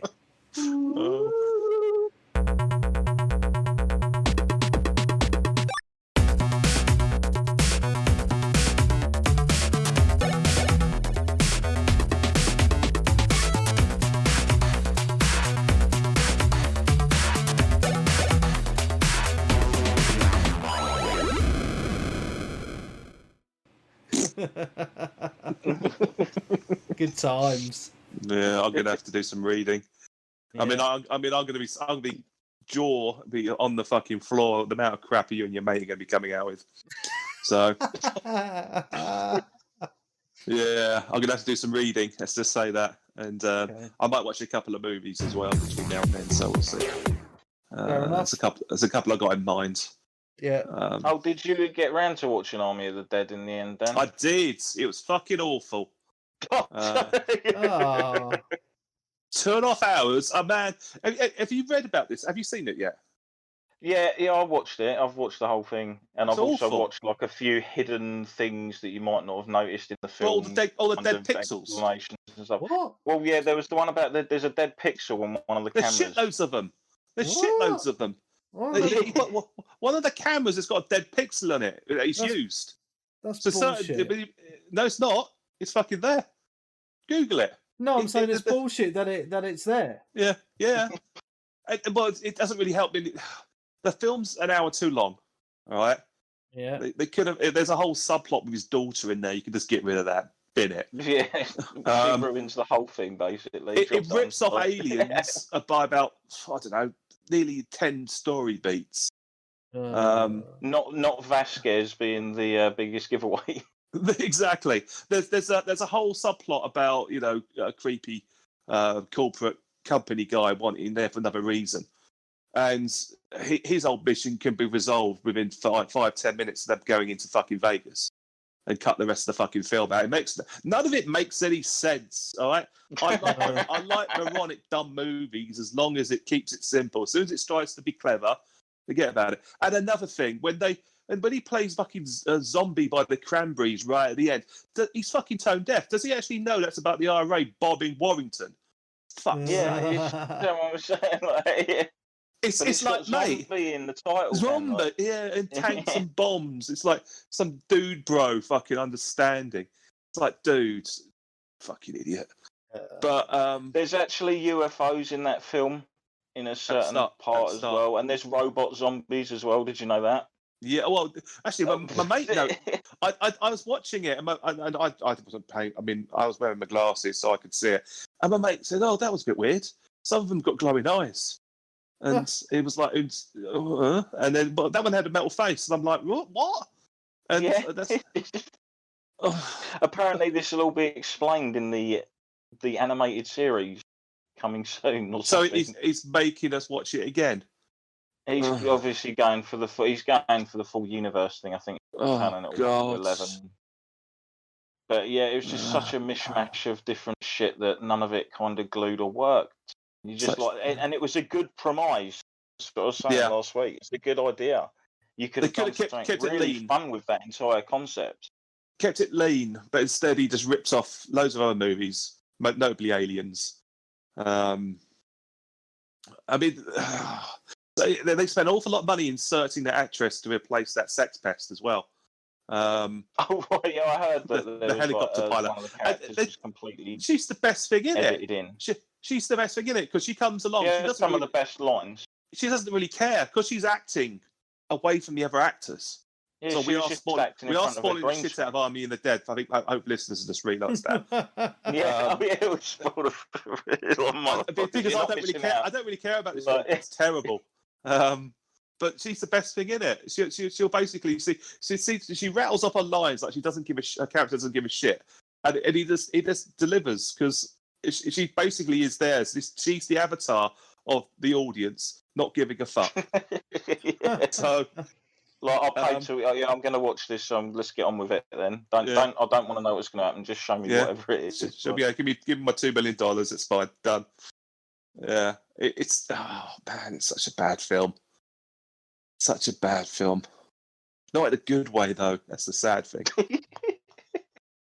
And the whole bit with the zombie tiger. Glad to say I'd completely. That they could have killed at the start of the thing. They could have shot it there and then. And did you notice, for a crack people all going into a fucking zombie situation, I didn't see many of them with silenced guns. You're overthinking it now, mate. You're overthinking it. No, I'm not. That's just common sense. Yeah, I know. They could have easily, as I said, taken that zombie queen's head straight away as soon as they came in. taking her head off. Oh, that's all we can for. Doopy. You know, it's but like. Then again, they can sneak past a load of them because they're hibernating apparently. Yeah, but then they don't actually utilise that at all in the film because they blow the whole of Vegas up. Well, the worst thing is, as soon as that got to that scene where they're all just stood there like doing that, and then she's like, "Oh, they're hibernating," and I'm kind of like, "What? The zombies? What's this?" Yeah. And I was like, "Oh, they're just setting up a fucking tension scene where they're all creeping past them, and it's someone going to get grabbed, and the Chekhov's usual." drive zombie. That was it. Chekhov's drive zombie. But yeah, it's like it's the ultimate rule of plotting anything. You introduce like a MacGuffin or like an item for it to come back later in the film, and he does that. But the irritating thing about these shared universes, and if they're done really badly, like this one is, that they'll come back to that plot point in a spin-off or an anime at some other point. It's a bit like what the Matrix 2 and 3 did as well. It's like, oh, for fuck's sake, no. Keep your storytelling lean and clean, and don't interconnect everything half-assedly. Further down the line, don't fucking do that. Please don't. And there are ways of making long and complex stories interesting. Of course, there is. Like, for shorter amounts of time. I mean, Zack Snyder did it with the DC movies he directed to a degree. Although I have to say the Snyder cut of Justice League wasn't that bad. No, I didn't mind it. Personally, no, it tidied up a lot of things. It was just the aspect ratio that I kind of was like, it's a shame. But he wanted to play an IMAX, which that's not going to happen anytime soon. But hey ho. So we just spoiled the shit out of Army of the Dead. So Byron said, "Good time saving him a couple of hours. Thanks." You're welcome. You're welcome. I mean, just watch anyone's review on YouTube. They're all most people sort of say a similar sort of thing where it's like it just doesn't sort of gel. Yeah, I like dumb movies a lot. I can quite easily enjoy them. Oh, speaking of dumb movies, I came across, because you're a Nick Cage man, aren't you? Yeah. I came across The Goldmine the other day when I was looking on IMDb just randomly that he's done a film with Willem Dafoe. Yeah. Is it any good? Wild at Heart, he did. Yeah. It's very good. They're in it together. I'm not sure if he did anything else. He might have done. I'm trying to think. It literally come out a couple of years ago. Was it? Oh, it might have been. Oh, I know the one you're talking about. Dog Eat Dog. Yeah, it could be that. Something like that. I do actually have a pile of Nick Cage DVDs from what I call the wilderness years, which is anything post National Treasure 2, basically, where he basically just took any job. Like the National Treasure films, to be honest. So do I. But after that, they're just enjoyable, sort of like. After that, his career. He's done some hilarious films and some bloody awful ones, and I have most of them. There is me and my but mate. Some of them aren't like absolutely horrendous, where I think that was utter shit. I completely wasted my time. Yeah. They're kind of like that wasn't great, but I was entertained. I got this one called Trespass. Is it Trespass? No, it's not called Trespass. It's called Inconceivable. And he's in it, and it's Gina Gershwin, and it's like one of those Hallmark made-for-TV movies about. Oh, is it like a romance? Not really. No, it's about a psycho nanny who comes along, and it's all melodramatic, done like It plays out like an article of Bella in Bella magazine, and Nicolas Cage is the husband, and something to do with a jealous nanny, murdering woman, and it's just fucking terrible. It's probably the worst thing I've seen him in. But then there was some absolute gems, stuff like what's the film with the one he did with Hayden Christensen? It's called Outcast. Oh, the one where he proper phones it in. No, he doesn't. He's only in it for about 20-30 minutes of the. Well, yeah, it's the very beginning of the thing when the Crusaders and that are attacking the. Yeah, and he comes back till the end, but he does this really weird, broad Cockney accent, and it's terrible, but it's so watchable. He's like some kind of drunken bassoon. Oh, he's He is what you come to see in a Nick Cage film. You come to see the Nick Cage performance, and see which Nick Cage you're going to get. And we all know, I know for a fact, whenever you see Nick Cage has got like a producer credit in the film titles, it's because he's come on board and he's insisted on certain plot points or background to his character. So the story goes, for example, in the film Next, which is, I think, Netflix. It's one where you can see 2 minutes into the future. Okay, I still haven't seen that. It's terrible. But he insisted in writing into the plot, the story goes, that his character's backstory would be a Vegas magician, and the love interest, Jessica Biel, I think, her interest was she would work on a Native American nature reservation. That was her backstory. And those were his inputs to the fucking plot, and he gets a producer credit for it. It's fucking insane.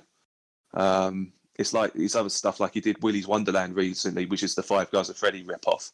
It's not very good, but again, it had a good 10 minutes of entertaining content in it. Yeah, have you seen it? Yeah, I saw it. It's not very good, is it? No, it wasn't as good as I hoped it was going to be. No, exactly. Like he doesn't say a single word in the entire film, does he? That was his producing credit, probably. I think the story goes he's going to speak at the end, and he said, "No, I'm not going to do that." And also want to drive a really fast car, and that was it, really. It makes no sense. He comes up with all these ideas, and he does it just to get some perks, I guess, but. The character he plays in that is a mystery anyway, because no sane person would actually really do what he was asked to do anyway. Exactly. He cleaned up that restaurant in next to no time. I mean, in all fairness, I mean he did a fucking good job. That's a whole week's job. He did it in a night. Oh yeah, that was a cracking cleaning job. In amongst like drinking energy drinks and playing pinball and killing things. Exactly. But it wasn't very good. But the other stuff he is good in, stuff like Mandy's excellent. Mandy's superb. Yeah. That is a really weird, uneasy kind of film, but in a good way. It's a LSD trip, essentially. Pretty much, yeah. And then what was the other one that was really good? Mom and Dad's really good. Enjoyed that. I actually like the performance of the other guy in Mandy as well. The one who plays the cult leader. Oh, Ken Barlow's son. Yeah, so you'll like this, Webby. You watched Vikings, didn't you? I think we've lost him. He's probably fallen unconscious. What did you say, sorry? I'm just talking to the missus. Yeah, the bad guy in Mandy is played by the guy from Vikings who played like the king that was like sort of ally / rival to Ragnar. Oh, right. Yeah, cool. Yeah. So he was in it, but yeah, I think he was quite a good actor as well. That guy. If you want another fucked up film, I recommend. Have you ever seen the film Climax? No, actually. I've heard of it. It's a foreign language movie. It's a dance troupe. I haven't seen it in a while, but as a dance troupe basically is celebrating their practice before going on tour, or at the end of the tour, something like that. So they're having a bit of a party get together. So there's a big old song and dance, modern dance, and dancing up at the front. You wonder what the fuck you're watching. And then they start hanging around and start digging into the sangria, which someone has spiked with LSD. And it just goes off the rails. Is this French? It looks French to me. It's French, yeah, it's French. Yeah. It is fucked up. Really fucked up. It's great. Highly recommend that one. Yeah. Trying to think what else I've been watching recently, apart from fucked up movies. Hey Byron says Face Off is great. It is. Face Off is one of the best. An entertaining masterpiece. Film. Oh, you put the trailer for Climax on the live stream. Yeah. They're digging into sangria. It goes into a really dark, nasty, horrible movie. The type of movie I quite enjoy. But did you like Green Room then? Or yes. Did you not think it? Yes, I really like that one as well. Yeah. That was just nasty. It was broken limbs when it was like oh man, it was gross. That one, if you're not familiar with it, that is, or Patrick Stewart's in that. He plays a white supremacist leader. Yeah, and which is fucking weird. and it's got what's the kiddie's name? Oh, I'm really sad. He died. He was checked Yeah, off it's the in guy who played Chekhov, yeah. Antoine something. Antoine No, Yelchin. so that's it. Anton Yelchin. Yelchin, yeah, that's him. What it is, they him and his mates are in a kind of like an alternative punk rock band, and to get some money, they get booked to play a white supremacist concert. So they said, right, we're just going to go get the money and then fuck off. So they turn up and do their punk rock, and everyone's getting into them, and then they do the antagonistic telling the Nazis to fuck off, which is not a good idea, but you know. Don't they witness someone being killed as well? Exactly, they witness someone being killed. We can't let them out. Exactly, and it's like a game of trap cat and mouse, and it's just fucking nasty.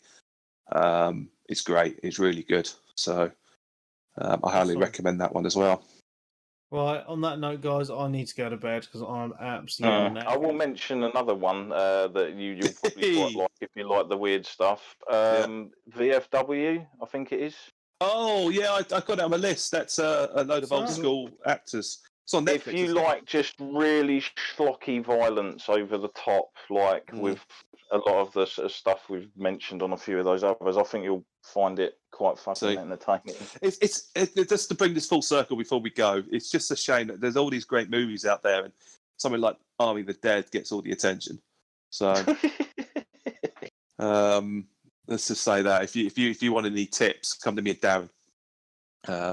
There's plenty of much better zombie movies out there that aren't directed by Zack. Even if you were to go for a zombie movie to direct by Zack Snyder, I'd go for his remake of Dawn of the Dead, which is actually quite good. It's on Netflix. Oh, I like that. Yeah. No, but yeah, I dislike a lot of people disagree with some of my film choices anyway, so I'm not a great person. I like Mother. Oh, I love Mother. Which one? There's two. There's the Korean one. The one. No, the one that what's his face did with Jennifer, whatever her name is. Yeah, what's his face? Oh, yeah. I know a lot of people can't stand that, but if you look at it the way it's supposed to be, thing that you don't really cotton onto until partway through the film, and there's certain scenes in that film where you're like, what the fucking hell is going on here? It's just like it's Adam and Eve story, isn't madness. It's an Adam and Eve story, essentially. It's like the old creation of humankind, but it's got so many different flavors on it. What's his face? Darren Aronofsky. A baby gets eaten in it. That's all I've got to say. Like, off camera. Sort of, yeah. But it's a whole good subject. I know some people actually hate that movie, but I actually quite enjoyed it. With a passion, some people do, yeah. Yeah. Well, there you go. So it's got a great cast as well. Yeah. I mean, sometimes you film like that. I mean, I don't mind. I quite enjoy films that kind of divide audiences like that. Have you ever seen what's his name? The guy who played Joaquin Phoenix. Mm-hmm. He's in a film where he basically plays like an ex-military guy who's basically had it with the world, and he's basically like a private hire where people send him out to Buffalo rescue Soldiers. where people send him off to find missing children and stuff. You will never something. You were never really here. That's it. Yes, that film. God, that is a miserable, depressing film. How to do the one thing I will take my hat off to that film is how you keep violence brutal but off screen. You don't actually really see a lot of the violence, but you know what happened. You see the brutality around it. You connect the dots. Yeah. Of what happened, with certain bits, but it's not cartoony so many at all, weird is it? Things in that. Oh man, and the last, that whole film is just a fucking heartbreak. But there are some scenes in that film I just like, oh fucking hell, and it's in and out in an hour and a half. Thank fuck. If it went on for any longer, it would be like fucking slashed wrists at Christmas. Jesus Christ. Yeah, there's some some films that almost are the perfect length, and you do get those ones where you're like, I just wish we got a bit more. No, I don't need more of that. it was great. Don't get me wrong, but at the end of it, Jesus Christ. if you then delve into the foreign film market, some of the films there, I know obviously I've got Audition lined up to watch, and I've got I Itchy know. the Killer. Parasite. Yeah, that Itchy the Killer. I kind of didn't get on with. That is really gore-soaked and weird. I've got Old Boy basically lined up some here. guy can't get off sexually unless he's killing people. That's what the killer involves, basically. Well, I found it in the 50p bargain bin at CX. So, but I've got Old Boy to watch as well. But I already know the twist. I already know the twist of Old Boy. Yeah, Parasite obviously got all the attention, didn't it, a year or two back? Oh yeah, it's a good movie. Yeah, before that guy who worked on that has been in some fucking great films. Like I think he was possibly involved with Old Boy. You've got obviously the Vengeance trilogy that the director did. He did Old Boy, which is fucking a masterclass. That film, like it is a masterclass. Have you seen Memories of Murder? No. I watched that. First, he did a vampire film, which was kind of messed up and weird as well. Mm-hmm. What's the first one he did? Even the first one he did was completely fucked up in the Vengeance trilogy. It's got like a guy in it who's deaf. And it all ties in with the storyline and everything, and there's hitmen involved and revolutionaries and stuff, and that's kind of a really... All of them. And like, what's the other one he did, which was like the last one? Was it Lady Vengeance? That sounds familiar. Yeah, that sounds familiar. That's the one where basically all this child killer, and then the victims of the kids get hold of him, and basically like, right, what should we do with him? And it's like, we'll take Fuck turns. him up. Fuck him up. And it's kind of weird, and it's just an interesting way of being told. That's like, you should never sort of like not think, subtitled foreign film. No, they're fucking amazing, some of them. Exactly. I watched recently Akira on Blu-ray. I hadn't seen that in a long, long time. That's amazing. It's and then I think completely messed up. Yeah, I might go and watch Demon Slayer as well. I'm trying to find the right time for it during the week. But there is a Minari? I think there's a Korean movie that they're doing in town. I think might go and see on Tuesday night. So we'll see. There's all sorts out there, all sorts of weird and wonderful films that aren't Army of Darkness. No, Army of the Dead. Sorry. Just avoid. Well, watch it, I suppose, but just be. Yeah, it's definitely absolutely a 6 beer. Blotto. Yeah, 6 beer movie. That's what that movie is. And lament on what you could have done with those 2.5 hours. You could have watched that. I don't know what you could have done. You could have listened to this podcast. Yeah, it's been going on. Has it been 2.5 hours? 2 hours and 45 been 3 minutes. Oh, look at this. Yeah, man. There we go. Right, I'm going to end it because I'm in bed. So you guys carry on chatting if you like, but I'm ending the live stream. And well, we've given him enough bonus content this week, so yeah, good old Patreon. Oh no, see, our normal show, isn't it? Yeah. I might give the movie chat just to the Patreons though. Okay. No. You want to get them recommendations out there. Yeah, exactly. So if you haven't paid your Patreon and you're hearing this on the regular one, I hope you enjoyed that. So welcome. Cool. There you go. Right. I'm off to beddy, guys. I'm up early for workies tomorrow. I've got a day off, believe it or not. And then I'm off for a week after tomorrow. I'm going to the beach on Tuesday. So that's nice. Yeah. Which beach are you going to? I'm not going to say right now because people might turn up and ask for my autograph.